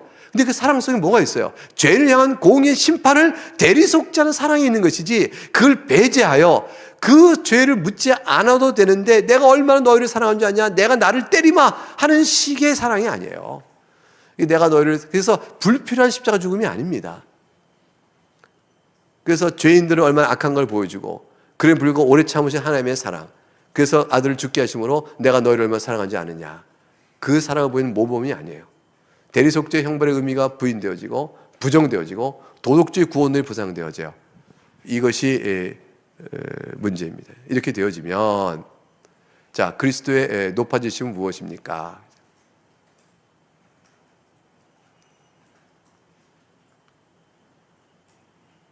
네, 죄송해요. 네, 좀 크게 해주세요. 화면을.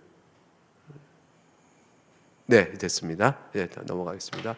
그리스도 높아지심 무엇입니까? 라는 질문 앞에서 읽어보시죠. 그리스도의 높아지심은 그분께서 사흘 만에 죽은 자들 가운데서 다시 살아나시고 하늘에 오르시며 하나님 아버지의 우편에 앉으시고 마지막 날에 세상을 심판하러 오십니다. 주님께서 낮아지셨지만 높아지셔요. 작을 때 가만 보세요. 사흘 만에 죽은 자들 가운데 다시 살아나시고, 죽은 자들 가운데 다시 사는 것은 육체 부활을 의미하죠. 예수님께서 실제로 죽은 자 가운데 육체로 부활하지 않으시고 다만 제자들의 마음속에 주님께서 가르치신 교훈들만 살아났나요? 자유주의 비평에 따르면요, 그리스도의 육체 부활이 부정되어져요. 그리고 그리스도의 가르침이 제자들 가운데, 우리 선생님이 가르친 것이 우리가 열심히 살아야 돼 라고 주님의 가르침이 부활하는 것이. 여러분, 이것은요 공산주의 똑같이 얘기해요. 공화국을 위하여 여러분이 목숨을 바치면 여러분 영원히 삽니다. 왜 그래요? 공화국을 위한 여러분의 희생적 죽음이 영원토록 기억되어지니까. 기억되어지는 우리들의 모든 찬미를 통해서 여러분은 부활하며 영원히 삽니다. 그래요. 그리스도의 죽으심이, 부활하심이 제자들 가운데 기억되고 찬미됨으로 영원히 사시는 것으로 부활입니까? 아니거든요. 육체 부활의 역사성을 부정해요. 그래서 교회 가면 이렇게 될 수 있어요. 여러분, 그리스도의 부활이 역사적인 사실이 아니라 논쟁은 부차적입니다. 이런 순간 이건 가짜예요. 부활은 제자들의 마음속에 새겨진 신앙 고백의 부활입니다. 조심하세요. 신앙 고백도 예수의 부활을 목도함으로 살아가는 거죠. 그들이 다 흩어져 있다가 그리스도의 부활을 실제 보고 40일간 하나님 나라 배우고 난 뒤에 저들이 기도함으로 말미암아 성령 강림하여 놀라운 교회 탄생이 이루어졌잖아요. 역사 부활이 실제적으로 육체 부활을 못 봤다면 예수님께서 제대로 가르친 모든 교훈들이 제대로 마음속에 어떻게 부활에 살아나요? 부활신앙은 여러분, 제자들이 절망을 위한 희망의 메시지였습니다. 부활이 아니라 부활신앙은 그런 거죠. 여러분이 주어를 잘 보세요. 부활은 실제로 그리스도 제자들이 일으키는 희망의 메시지입니다라고 말해야 되는데, 부활신앙은 그래요. 이 말이 애매해요. 신앙이라는 말 줄치고 나서 갑자기 부활 역사 논쟁을 비껴갈 수 있어요.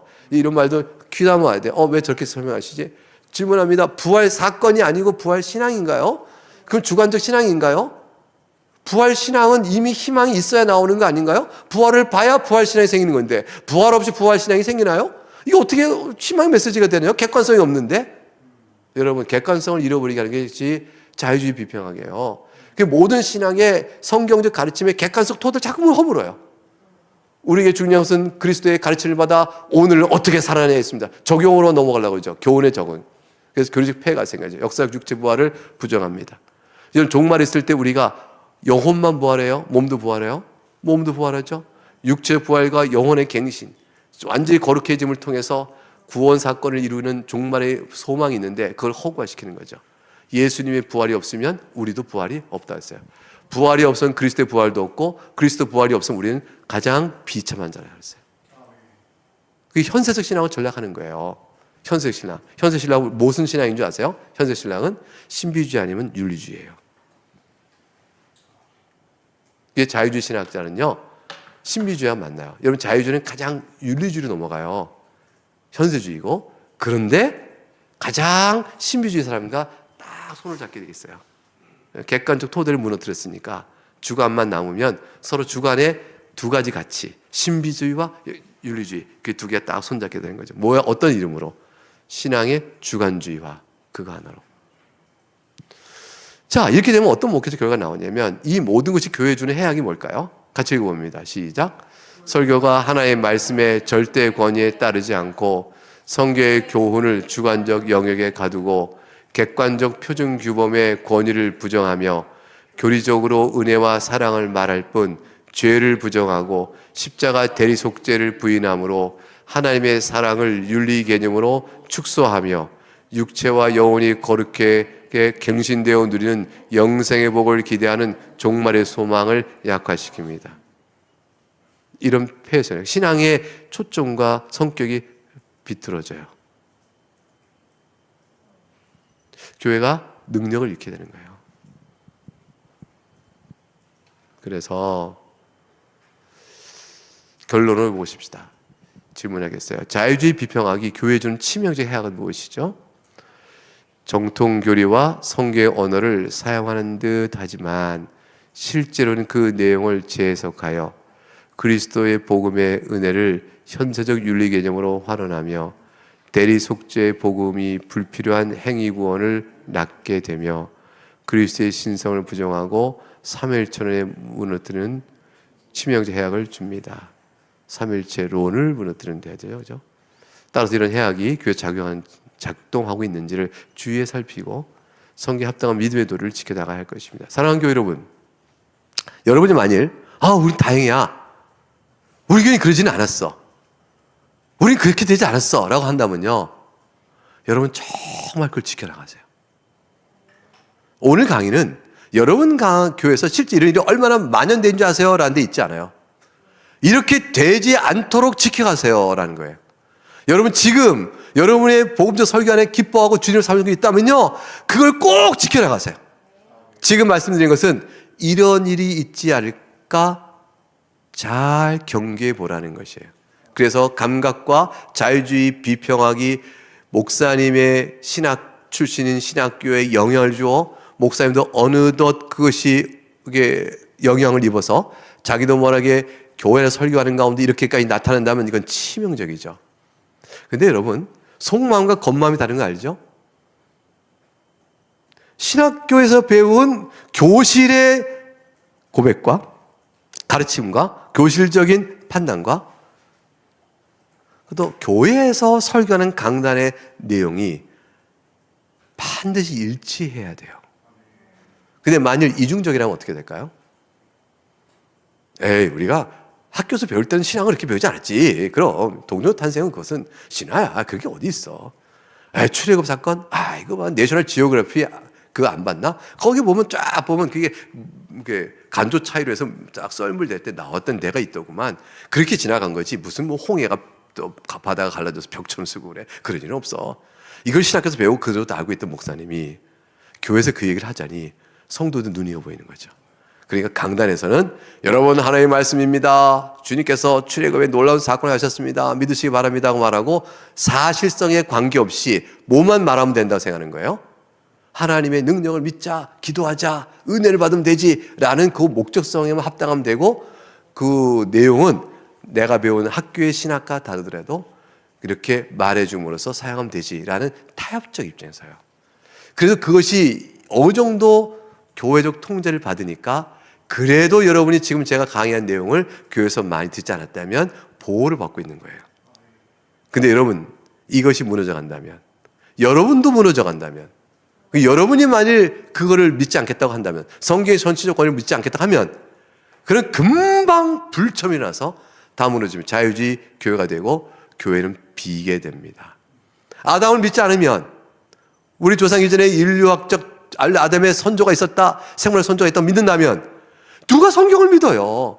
창세기 1장에 하나님이 하신 창조의 방식을 안 믿으면 성경을 어떻게 믿어요? 모든 걸 다 해석해. 노아의 홍수를 안 믿을 거 아니에요. 인류의 전적 원죄를 믿지 않을 거 아니에요. 어떻게 그리스도를 믿게 됐어요?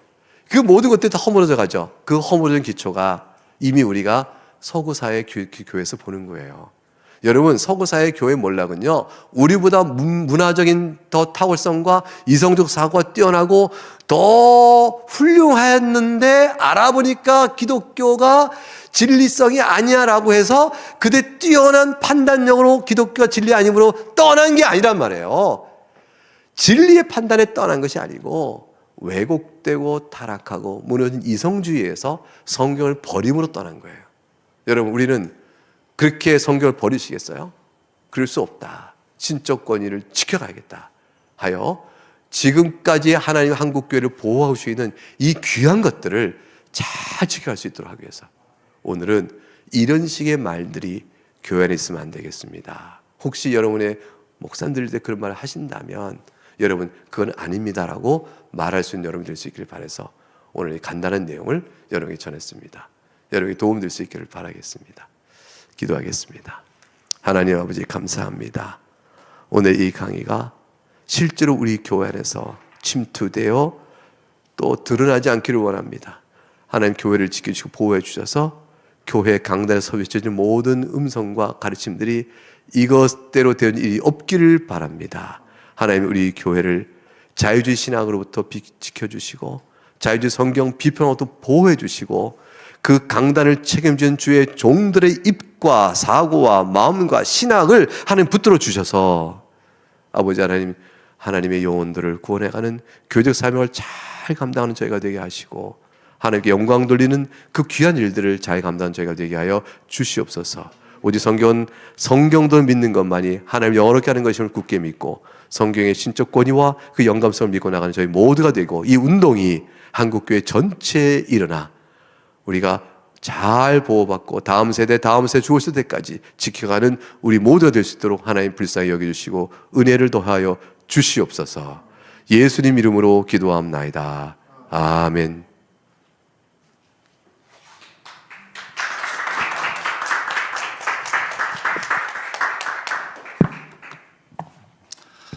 네, 오늘 우리 김배원 교수님께서 얼마나 자유주의 신학이 실제로 우리 학교와 그리고 설교 강단을 이렇게 오염시키고 있는지를 여러 가지 그 핵심적인 교리를 중심으로 해서 이렇게 구체적인 사례를 가지고 잘 설명을 좀 해주셨습니다. 여러분 정말 분별하기 어려운 것이 그 성경적인 용어나 또 복음적인 용어나 또 그렇게 뚜렷하게 우리가 이렇게 분별할 수 있도록 하는 이런 지금 직접적인 용어를 쓰지 않는다는 것을 오늘 우리 김배원 교수님께서 아주 잘 알려주셨죠. 그래서 용어는 성경적인 용어나 복음적인 용어를 쓰는데 실제로 잘 들어보면 가장 중요한 부분들을 이렇게 좀 훼손하거나 빼는 굉장히 그 학문의 이름으로 간교한 그 신학의 이름을 이렇게 잘 드러내 주셨습니다. 그래서 여러분 그 조직신학의 우리 김배원 교수님께서 여러분에게 소개한 이런 자유주의 신학적인 용어들은 실제로는 많은 신학교에서 적지 않은 그 전도사들에게 교수들의 이름으로 강의되어지고 있는 현실이기도 하고 또 수많은 그 논문들에서 좀 발견되는 표현들이기도 하고 그렇습니다. 굉장히 빠르게 말씀하고 계시기 때문에 또는 또 학문적인 용어로 진술하고 계시기 때문에 언뜻 집중하지 않으면 그 위험을 간과하기 쉬운 용어로 되어 있습니다. 그래서 다시 한번 좀 여러분에게 우리 김배원 교수님의 강의를 다시 천천히 또 소화하면서 이렇게 들어주시기를, 배속으로 들면 상당히 이해하기가 쉽지 않은 강의입니다. 이번 강의는 좀 다시 한번 좀 천천히 들어주시면 좋겠다 이런 생각을 좀 했고요. 그 다음에 이제 가장 처음부터의 이 출발 자체가 성경을 감동된 하나님의 말씀으로 볼 거냐, 하나님의 권위를 가진 문서로 볼 것이냐, 아니면 인간의 기록으로 볼 것이냐에 대해서 출발이 거기서 갈린다고 했죠. 그래서 여러분 성경을 하나님 말씀으로 믿고 성경을 절대화하는 것, 성경의 하나님 말씀 자체를 믿고 경배하는 것, 이것이 성경의 명령입니다. 그래서 하나님의 말씀 자체는 하나님처럼 성경에 보면 경배하라라고 되어 있습니다. 그런데 자유주의 신학자들은 성경을 절대화하지 마라, 성경을 우상화하지 마라, 성경이 가리키는 그 예수 그리스도를 높이지 성경 자체를 높이지 마라, 막 이러면서 아주 교활한 방법으로 성경의 권위를 훼손시키고 있습니다. 성경 어디에도 말씀은 수단일 뿐이고 말씀이 가리키는 하나님과 예수 그리스도가 진짜다라는 말이 없습니다. 그냥 성경의 말씀은 진리이고 말씀은 하나님 말씀이므로 그대로 믿고 순종해야 된다라고 얘기하고 있지. 그리고 실제로 일부 시편 표현에는 말씀 자체를 경배의 대상으로 봅니다. 그것은 말씀과 함께 하나님이 임재하시기 때문에 그렇습니다. 그렇기 때문에 여러분, 성경을 절대화하고 성경을 우상화한다라고 하는 비난을 받는 것이 여러분 이 시대에 합당한 성경 믿는 복음주의자들이 받을 수 있는 거룩한 모욕이다라고 할 수 있습니다. 절대 여러분, 말씀은 그 자체로 말씀이고 또 말씀 그 자체가 예수 그리스도를 증거하는 것이에요. 예수 그리스도를 증거한다고 해서 말씀이 단순히 하나님이 아니거나 신적 권위가 아니거나 단순히 표지판이라거나 이렇게 여기시는 것은 굉장히 위험한 사고다. 그래서 그런 사고를 가지면 아주 교활하게 말씀과 기록이 분리되면서 성경을 읽어가고 해석하는 사람에게 더 권위를 부여하는, 경험을 부여하는 이런 주관주의로 흐르게 된다는 것입니다. 그래서 제가 이따 성순성에도 다시 한번 말씀드리겠습니다마는 말씀과 기록은 분리되지 않는다. 는 것이 개혁주의 성경관의 아주 기초입니다, 여러분. 그래서 많은 분들이 미혹돼 가지고 성경을 절대화한다고 하니까 뭐 성경을 머리에 비고 자면 뭐 영험한 효과가 있다. 그런 거는 책을 우상화하는 거죠. 그런 걸 말하는 게 아니라 성경에 기록된 말씀 그 자체가 하나님 말씀과 동일한 권리를 갖고 기록과 기록을 읽어내는 말씀이 분리된다고 사고하는 순간 여러분은 조명을 더 우선시하는, 해석을 더 우선시하는 아주 사단이 쳐놓은 교활한 것에 빠지게 되는 것입니다. 이게 이제 바르트가 이 성경과 기록을, 말씀과 기록을 분리해서 말씀보다는 말씀을 읽어갈 때 말씀이 갑작스럽게 우리에게 들어오는 그런 직접적인 감동과 경험이 진짜 말씀이다 라고 얘기하는 미혹에 사로잡힌 분들이 얼마나 많은지 모릅니다. 그래서 성경책을 읽을 때 왜 이렇게 안 다가와요? 오늘은 성경을 여러 번 읽었는데 하나님이 저에게 말씀을 안 하시네요. 정말 말씀을 통해서 저한테 확 와야 되는데 뭐 이런 분들이 많이 있는데요. 큰일 날 소리예요, 여러분. 말씀을 읽으면 성경 말씀을 들은 것입니다. 그리고 여러분이 말씀 통해서 들은 감동 중요하지만 그 감동이 절대로 기록된 말씀을 넘어설 수 없습니다.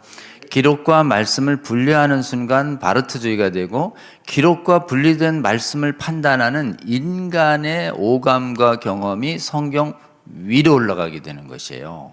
이걸 헤르만 바빙크가 정확하게 개혁의학에서 경고했는데 기록과 말씀을 분리하지 말라고 신신당부하고 구별했는데 그 헤르만 바빙크의 경고 후 몇십 년 뒤에 바르트주의가 그냥 세계 각국을 흐트러가지고 여전히 지금 우리나라에도 준동하고 있는 굉장히 잘못된 성경관 자체가 성경이 말씀이 아니고 성경을 읽을 때 저에게 다가오는 게 말씀이다라고 하는 이게 주관주의적으로 가장 우리랑 성경은 하나님 말씀이다라고 얘기해놓고 성경이 기록이 아니고 읽어갈 때 오는 사건이 말씀이다라고 하는 식으로 이렇게 해석하는 사람들이 복음주의자로 자처하고 있고 우리 안에도 굉장히 많이 들어와 있습니다. 그래서 여러분 큐티 굉장히 중요하지만 큐티 들을 때 나에게 다가온 말씀이 중요한 게 아니라 큐티 그 자체가 의미하는 올바른 하나님의 말씀의 의미가 더 중요하다. 내게 다가온 것보다 더 중요하다. 다가오는 건 너무 막 다가올 때요, 감동으로 다가오는데 더 세게 다가오면 이제 환청으로 다가와요. 아니면 막 그냥 꿈꿀 때 막 이렇게 환상으로 다가오는 걸 더 우선시하시는 분들이 많고, 환상 많이 보고 귀에 많이 들린다고 그러고, 이런 분들이 막 신령한 분으로 해서 존경받고 이러는 건 굉장히 좋은 현상이 아닙니다, 여러분. 그러니까 개인적으로 말씀이 여러분의 삶의 환상에 그리고 여러 가지 감동으로 많이 실현되기를 바랍니다. 그러나 우리 삶에 말씀이 경험되어지는 것이 절대로 기록된 말씀 위로 올라갈 수 없다.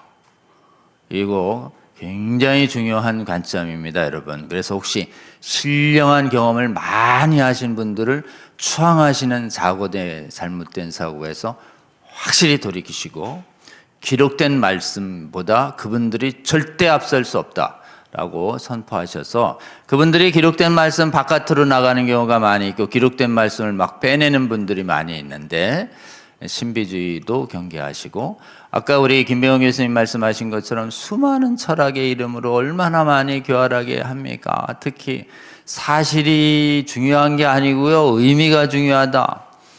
이 사고도 굉장히 많이 퍼진 거짓말입니다, 여러분. 사실도 중요하고 의미도 중요해요. 그리고 사실의 역사성이 더 중요합니다. 사실의 역사성에서 나오는 의미가 중요하지, 사실이 아닌 의미가 중요하면 거짓말에서도 의미를 찾아내면 된다는, 그렇게 되면 사기꾼만 활개쳐요, 여러분. 사실도 중요하고 의미도 중요한데 더 중요한 건 사실의 사실성이 더 중요하다라고 하는 것입니다. 그래서 창조사실, 예수님의 하나님 아들 되심, 삼위일체에 된 사실, 대속사실, 부활사실, 최후임판의 확실성, 이런 부분들에 대해서 조금이라도 그게 덜 중요하고 그런 의미로 살아내는 게 더 중요하다라고 얘기하는 모든 교활한 그런 학문적 논의로부터 여러분 경계하고 돌아서시기를 바랍니다. 사실은 그대로 의심 없이 믿고, 창조의 사실도 믿고, 삼위일체라고 하는 성경의 사실도 믿고, 예수 그리스도의 성육신 되심도 믿고, 그 다음에 십자가의 대속에 의한 유일한 구원도 믿고, 부활도 믿고, 최후심판도 믿는, 사실 조금도 흐리면 안 됩니다. 사실이 아니다라고 주장을 차마 못하고, 그런 거보다는요, 이게 더 중요합니다, 뭐 이런 식으로 얘기해서 역사적 사실 여부에 대한 주제가 중요하지 않다라고 얘기하는 한 자락 가는 모든 학문적 주장으로부터 여러분 돌아서시기를 바랍니다. 이게 마귀의 전략입니다. 선교도 말씀 선포보다는 삶이 더 중요하죠. 삶으로 드러내는 생활 전도가 더 중요하다면, 보세요. 말씀 선포를 아주 부정하지 않으면서 중점을 옮겨버리죠. 이런 식으로. 이게 훨씬 위험하고요.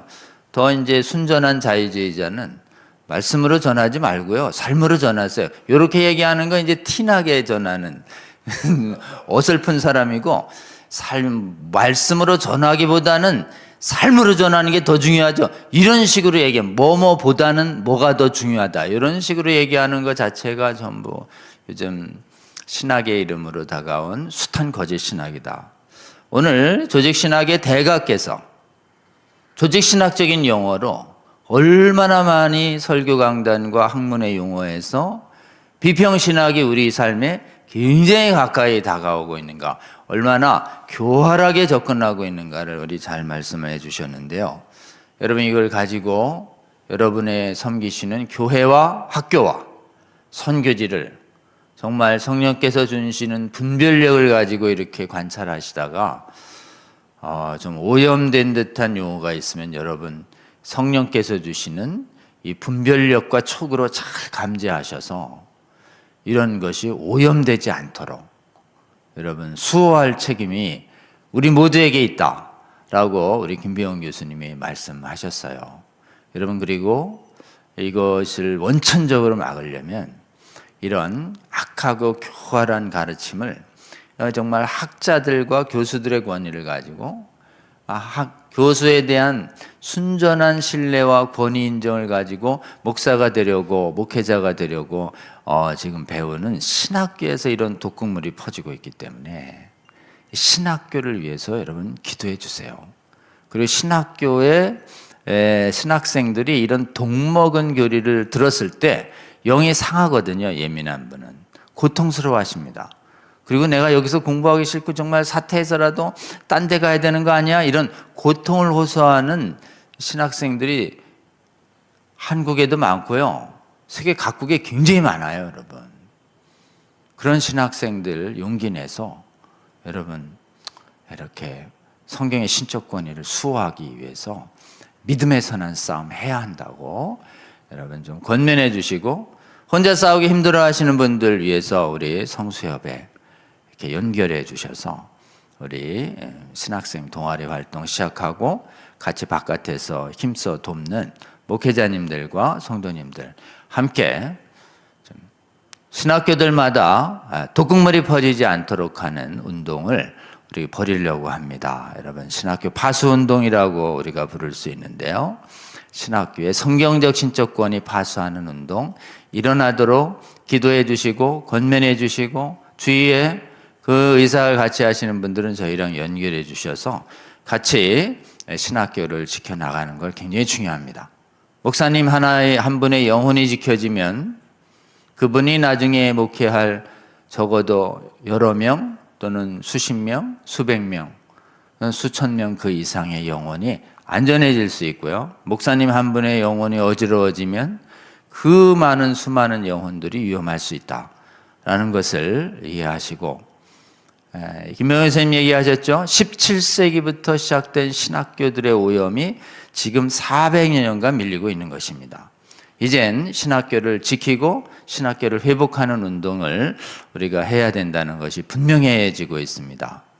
이 강의를 들으시는 성수협 성도 여러분, 주위에 목사님들 계실 때 이 강의 부지런히 좀 공유해 주시고 전파해 주시고, 목회자가 되려고 하시는 전도사님들에게도 적극 권유해 주시기 바랍니다. 여러분이 전도사님 한 번 영혼을 지키시면 연쇄적으로 수많은 영혼을 지키시는 귀한 사역 하고 계신 것이다. 이렇게 하시고, 여러분 쉽고 감동적이고 막 은혜로운 설교 퍼나르는 것도 좋지만, 마귀는 이렇게 딱딱하고 드라이하고 학문적이고 교양 있는 언어를 통해서 목회자들의 영혼을 파괴하고 있다. 마귀는요, 막 붕해루다가 파괴하는 게 아니에요. 마귀는 잔잔한 학문적인 용어로, 교양적인 언어로 야금야금 이 목회자들과 신학생들과 목사님들의 영혼을 파괴하는데, 여러분 어떠시겠어요? 이런 딱딱한 강의도 들어서 독약을 먹지 않도록 하는 일들 해야 될까요? 안 해야 될까요? 해야 합니다. 따분해도 들어야 하고, 왜냐하면요, 따분해서 집중력 떨어질 때 마귀가 들어가요, 여러분. 그러니까 마귀가 교회를 파괴하는 방법은 감동적인 막 부흥 설교로 파괴하는 거 보셨어요? 여러분, 부흥 설교로는 교회를 깨워내고 지키십니다. 실제로는 교회를 파괴하는 강의는 굉장히 드라이하고 점잖고 교양 있는 철학적이고 학문적인 강의를 통해서 교회가 파괴당하고 있다. 그러니 이 설교 들으라고 얘기하면 재미도 없는 이 강의 듣는다면 욕먹을 각오를 하시고, 여러분 좀 이런 강의를 열심히 공유하고 전파해 주시기 바랍니다. 우리 한번 기도하면 좋겠는데요. 우리 김배원 교수님과 그 다음에 우리 합동신학교 또 많은 성수협에 함께 하시는 교수님들이 올 한 해 신학에서 자유주의 비평신학 경계하는 강의하면 신학 교수들이 막 눈 흘기고 굉장히 싫어하십니다, 여러분. 굉장히 고독하지만 이 일을 앞으로도 계속 해주시고, 또 신학계에서 왕따 당하더라도 한국의 성수협에 있는 교수들과 많은 교수님 하나님 지켜주셔서 올바른 성경 믿는 신앙을 신학적으로 강의하게 하시고, 그 다음에 많은 저술 활동 잘하게 하시고 지치지 않게 하시고, 또 많은 성경 믿는 후학 교수들과 신학생들의 모범이 되게 해달라고 우리 김병훈 교수님 사역 위에 하나님께서 함께 해주시기를 주여 한번 부르고 기도합니다. 주여. 하나님, 성수협의 첫 강리로 주님 사랑하시는 김병훈 교수님 보내주시고, 하나님 자유주의 비평 신학이 얼마나 성경의 신적 권위부터 시작해서 구원의 핵심 교리와 진리들을 오염시키고 파괴하고 왜곡시키는지 그 생생한 강의를 오늘 듣게 하여 주시니 감사드립니다. 신학자로서 하기 어려운 이 강의를 하나님 정말 많은 이 강의를 통해서 수많은 신학자들과 목회자들과 성도들의 영혼이 깨어나게 하여 주시고, 우리 신앙생활에 아버지 어느덧 들어와 있는 이런 교활한 아버지 비평신학적 용어들을 분별할 수 있는 분별력을 가질 수 있는 이 강의로 귀하게 사용하여 주시옵소서. 이 강의를 듣는 자들마다 교회를 오염을 막고 파괴를 막는 사명감을 주셔서 이 강의가 많은 아버지 교회들마다 그리고 신학교의 학생들마다 번지게 하여 주시고 공유하게 하여 주셔서 아버지여 수많은 사람들이 우리나라의 아버지 성경 믿는 교회를 지키는 파수꾼으로 세워지는 강의가 될 수 있도록 주님 함께하여 주시옵소서. 아버지 이 사역에 헌신하시는 김병훈 교수님과 우리 성수협의 교수님들을 성령으로 붙잡아 주시고 지치지 않게 하여 주시며, 신학계에서 조롱받고 소외받는다 하더라도 영혼을 지키기 위한 이 귀한 사명 다하는 김병훈 교수님과 성수협에 함께 하시는 교수님들 사역되게 하여 주시고, 아버지 그 가정에도 함께 하여 주시옵소서. 이 모든 기도 우리 주님 예수님 이름으로 기도하옵나이다. 아멘. 다음번 강의에 대해서 또 몇 가지 광고 드리겠습니다.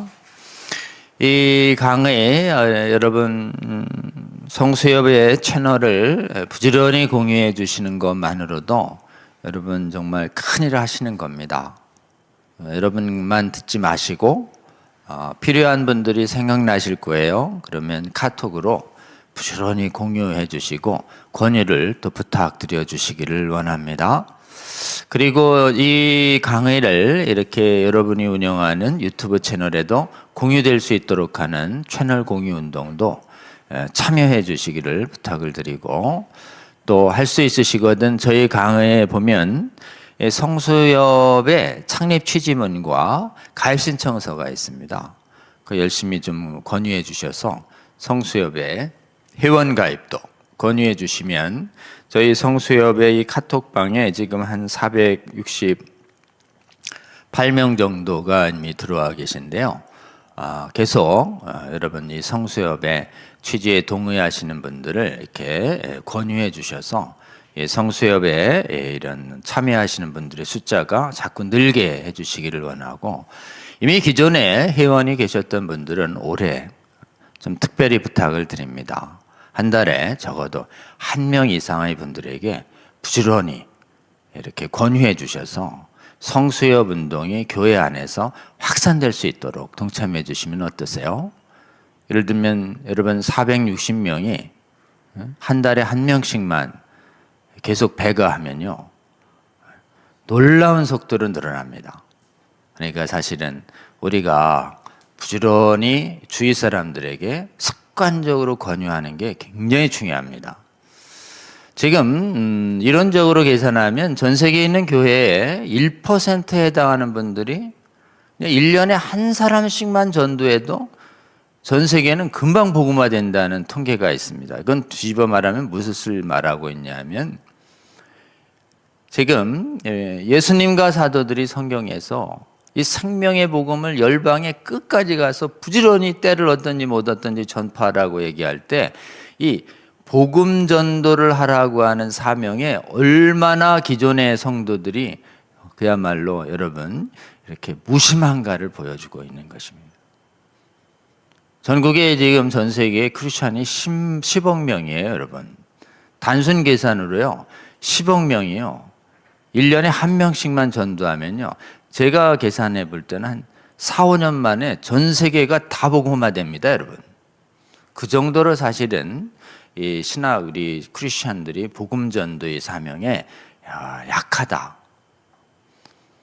부지런히 카톡으로 권유해 주시고 자꾸 권유해 주세요. 그러면 제가 보기에는 이 운동이요, 이 몇몇 사람의 뛰어난 설교와 강의로 확산되는 것이 아니라 우리 성수협 강의를 들으신 분 한 분 한 분들의 각성된 권유 활동으로 이게 늘어날 수 있도록 새해에는 특별히 채널 공유운동과 강의 전파운동에 조금이라도 나서주시기를 주의 이름으로 좀 부탁드립니다. 다음이요.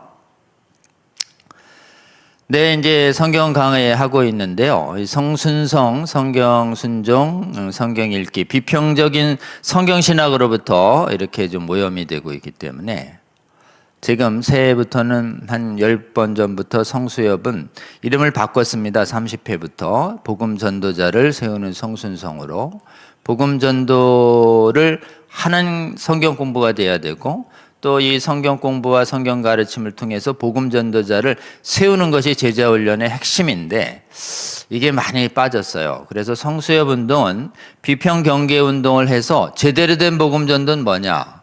성경으로 천국 복음을 전도하는 것입니다. 복음 전도할 때 성경으로 해야 됩니다. 개인의 체험보다 성경으로 전도하는 것이 예수님의 방식이고 사도들의 방식이에요. 성경으로 하려면 성경의 권위에 대한 도전을 이겨낼 수 있는 성경의 신적 권위에 대한 변증 실력을 갖춰야 요즘은 뚫고 나갈 수 있습니다. 그래서 여러분 이제 창세기 하다가 이제 마태복음부터 시작했는데요. 우리 마태복음 강의 오늘도 6시 반에 시작합니다. 이 성순성 성경 읽기 과정도 꾸준히 따라오시면 여러분 성경으로 예수님처럼 사도들처럼 기록된 말씀으로 전도해야 효과적입니다. 그게 가장 모범적이에요, 여러분. 기록된 말씀으로 성경을 전파해야 마귀가 꼼짝 못하고 떠나갑니다. 마귀가 사로잡았던 영혼들을 마귀가 놓아줘요. 여러분의 체험과 논리와 경험과 사고 가지고도 하지만 그거 완전히 부수적이에요. 예수님처럼 사도들처럼 기록된 성경 말씀이 증거하는 예수 그리스도의 십자가의 대속과 부활에 대한 믿음으로 얻는 천국 영생 부활과 불신자에게 임할 영원한 지옥 형벌 심판에 관하여 다 성경으로 증언해야 하나님의 택한 백성들을 하나님이 성경으로 깨어내십니다. 여러분이 그래서 너무 쉽습니다. 성경의 주제가 아주 쉬워요. 그래서 이거 잘 배워서 듣는 분들마다 성경으로 천국 복음 전도하는 분들 되고 또 전도하는 분들을 세워내는 분들 되시기를. 여러분도 전도해야 되고요. 가까운 분들을 전도자로 자꾸 세워내는 것이 제자 훈련의 핵심입니다. 제자 훈련이 성경 말씀 잘 지켜서 도덕적으로 사는 게 제자 훈련이라고. 잘못된 제자 훈련이 너무 퍼져 있어요, 여러분. 천국 복음을 막는 대표적인 게 윤리실천이에요. 윤리실천. 여러분 윤리실천은 계속 하시더라도 천국 복음 중단하고 윤리실천해야 정말 허당입니다. 윤리실천 성화는 늘 한계가 있어요. 부족하지만 계속 노력하시고 그래도 천국 복음 전도 하시면서 지금 윤리실천 하셔야 되지. 윤리실천 하느라고 힘 다 빠져가지고 천국 복음 전도 1년 가도 2년 가도 3년 가도 10년 가도 20년 가도 하나도 안 하는 성도들이 교회에 얼마나 많은지 몰라요, 여러분. 그렇게 하지 마시고 성경 말씀으로 복음 전도하라는 예수님의 모델과 그리고 사도들의 모델 잘 배워서 기록된 말씀으로 천국 복음을 증거하고 가르치는 우리 성순성, 우리 또 성수협 성도들 되시기를 바라는 마음에서 강의하니까 계속 따라오시고 따라와서 몇 가지 기본 원리가 계속 익숙하게 되면 아주 쉽게 여러분 예수님처럼 사도들처럼 천국 복음을 증거하는 사람이 될 수 있고 계속 증거하다 보면 하나님께서 역사하셔서 어느 날 준비된 택자들이 여러분의 복음에 반응하면서 믿음을 갖게 될 경험을 하나님이 분명하게 하시게 하실 거라고 믿습니다. 함께 해주시면 좋겠습니다. 다음이요.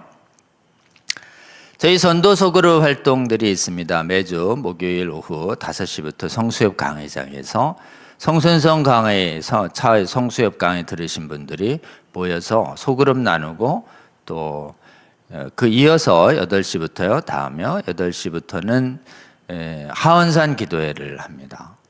여러분, 강의는 듣는 것만으로 끝나면 이게 삶으로 오지 않습니다.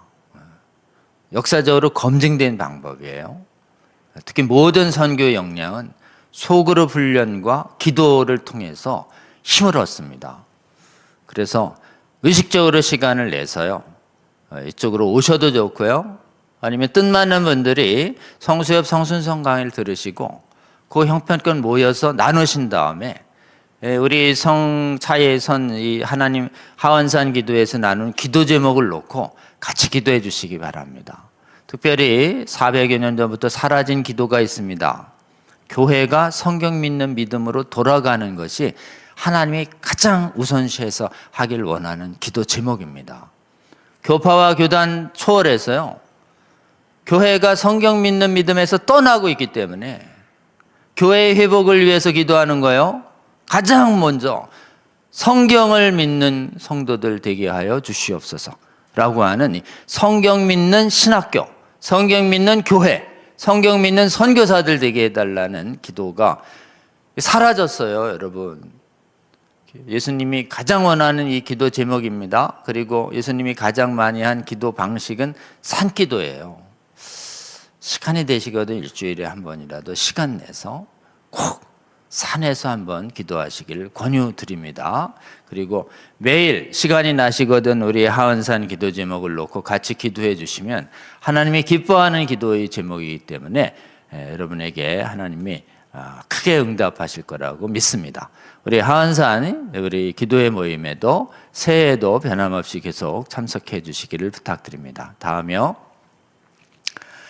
네, 저희 2월 3일에 우리 성수협 2회 학술대회가 있는데요.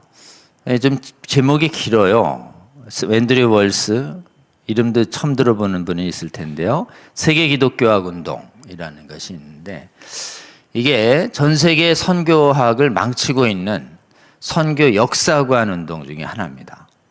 이 교회 역사관을 가지게 되면 자유주의도 참교회고 신비주의도 참교회고 카톨릭도 교회라고 하는 시각이 세계 기독교학 운동이에요.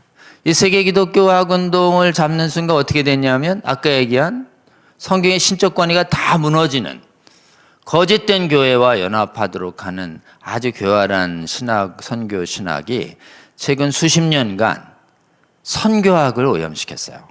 그래서 이게 얼마나 위험한지 드러내는 학술대회가 아직 한 분도 없어서 우리 성수협에서 처음으로 하기로 했습니다. 위로 올려주시면 2월 3일 이 자리에서 하는데요. 발제자와 토론자를 다 보여주시겠어요? 더 위로. 네. 하나, 둘, 제가 보기에는 거의 20여 5분 정도의 분들이 그 바쁜 중에도 시간을 내서요, 이것이 얼마나 위험한지를 드러내기로 하는 학술대회를 하기로 했습니다.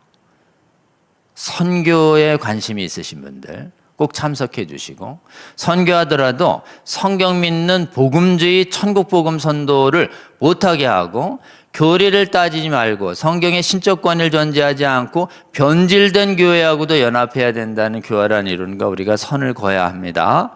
주로 이 조직신학 교수님들이 한 6분 참여하시고요. 역사신학 교수님들도 한 4분 정도 참여하시고, 그 다음에 그 선교학 교수님도 3분, 기타 분들도 많이 참석해서,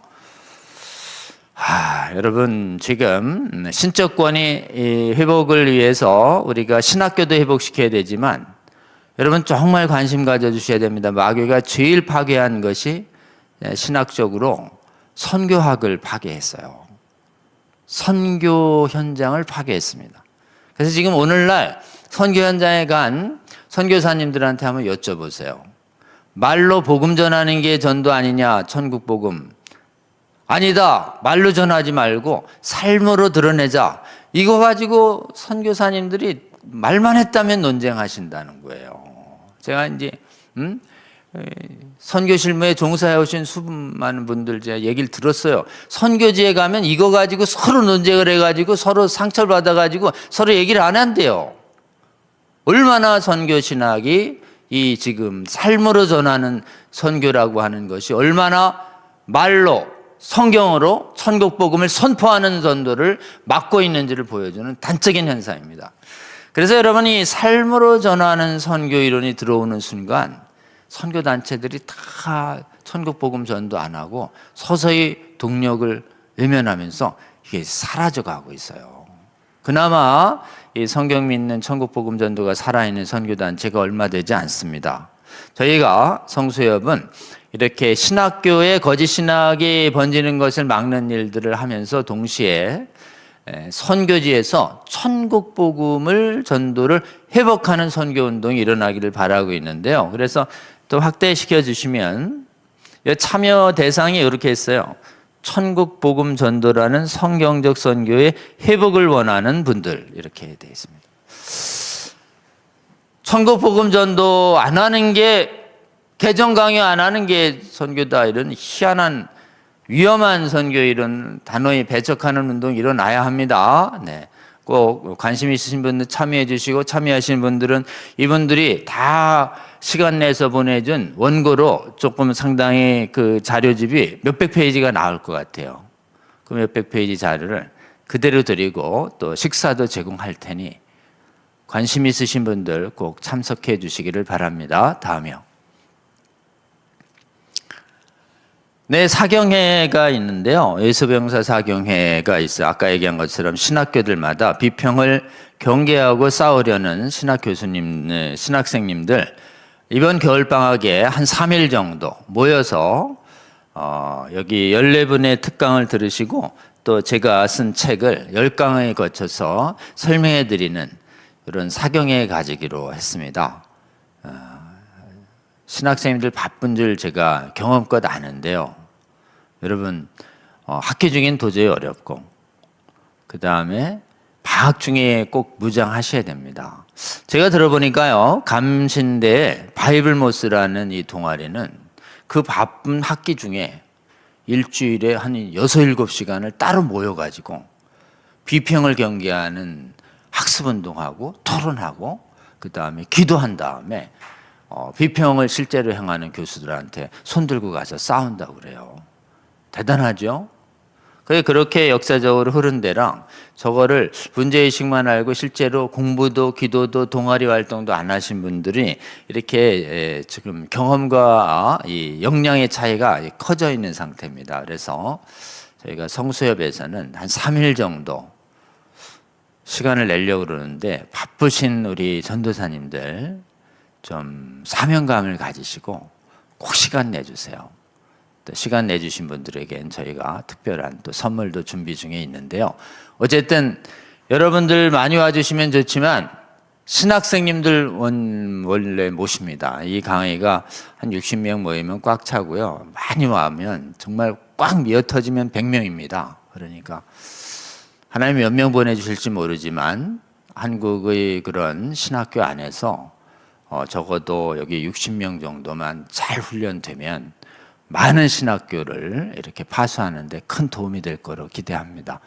이 예수병사훈련소 사경에 위해서 기도해 주시고 관심 있으신 분들은 저희 또 사이트에 보시면 저희 강의 앞에 이렇게 온라인 신청서가 있으니까 등록해 주시면 좋겠습니다. 다음이요. 네, 다음번 강사님 소개해 드립니다. 여러분 잘 아시는 우리 김재동 목사님이신데요. 특별히 우리 스코틀랜드의 언약도가 우리에게 보여주는 역사적 교훈이 아주 큽니다. 스코틀랜드의 장로교가 직접적으로든 또는 미국과 캐나다와 호주 등을 통해서 얼마나 한국에 크게 도움을 줬는지 보게 해주실 거고 그 찬란했던 스코틀랜드 교회가 이 비평신학으로 인해서 얼마나 허무하게 몇십 년 만에 무너졌는지 우리 김재동 목사님이 오셔서 잘 설명해 주실 텐데요. 우리 김재동 목사님 다음번 역사신학 강의 잘 들어주시고 우리의 믿음의 계보와 역사를 잘 추적하는 우리 성수협 우리 회원 여러분 되시기를 바라고 관련해서 저희가 이번 달 7월에는 우리에게 믿음을 전해준 미국 선교사들의 신앙 탐방 여행을 준비 중입니다. 여러분 많은 아우리치에 가시죠? 아우리치가 조금 저는 바뀌기를 원합니다. 복음을 전하지 않은 세계에 가서 봉사도 하고 집 지어주고 복음을 전하는 것도 중요한데 우리의 믿음이 어디로부터 왔고 우리에게 믿음을 전해준 선진국들이 얼마나 형편없이 무너지고 있는지를 이게 공부하는 것이 더 우선이라고 저는 봅니다. 그래서 여러 가지 복음 전도하거나 구제하러 가는 여러 가지 아우리치를 한두 번 갔다면 한두 번 이상은 우리의 믿음의 선조들의 역사적 교훈, 너무 먼 저기 이스라엘도 좋지만요, 가까이 우리하고 믿음이 닿아 있는 선교사들을 파송해준 믿음의 선진들의 그런 상황과 그들이 성경 믿음에서 떠나서 얼마나 빨리 무너졌는지를 보는, 이걸 통해서 여러분 봐야, 그냥 예루살렘 성벽이 형편없이 무너지는 걸 봐야 우리 일어나 건축하자라고 성도들이 일어나서 믿음의 성벽을 세웠던 것처럼 우리에게 믿음을 전해준 정말 거룩의 성벽이 서구 기독교가 얼마나 처참하게 무너지고 있고 오염되고 있는지 봐야 한국교회가 얼마나 중요한 사명을 가졌는지를 볼 수가 있습니다. 다음번 우리 김재동 목사님의 강의도 여러분 기도해 주시며 여러분 또 기다려 주시면 좋겠습니다. 오늘 1월 12일 성수역 두 번째 강의를 지금 이 시간까지 잘 들어주신 여러분 감사드립니다. 올 한 해 제가 우리 회원 여러분께 또 성도 여러분께 부탁한 몇 가지 말씀 잘 또 따라와 주시기를 주의 이름으로 권면합니다. 네, 고맙습니다. 그럼 또 다음 주 이 시간에 또 뵙겠습니다. 감사합니다.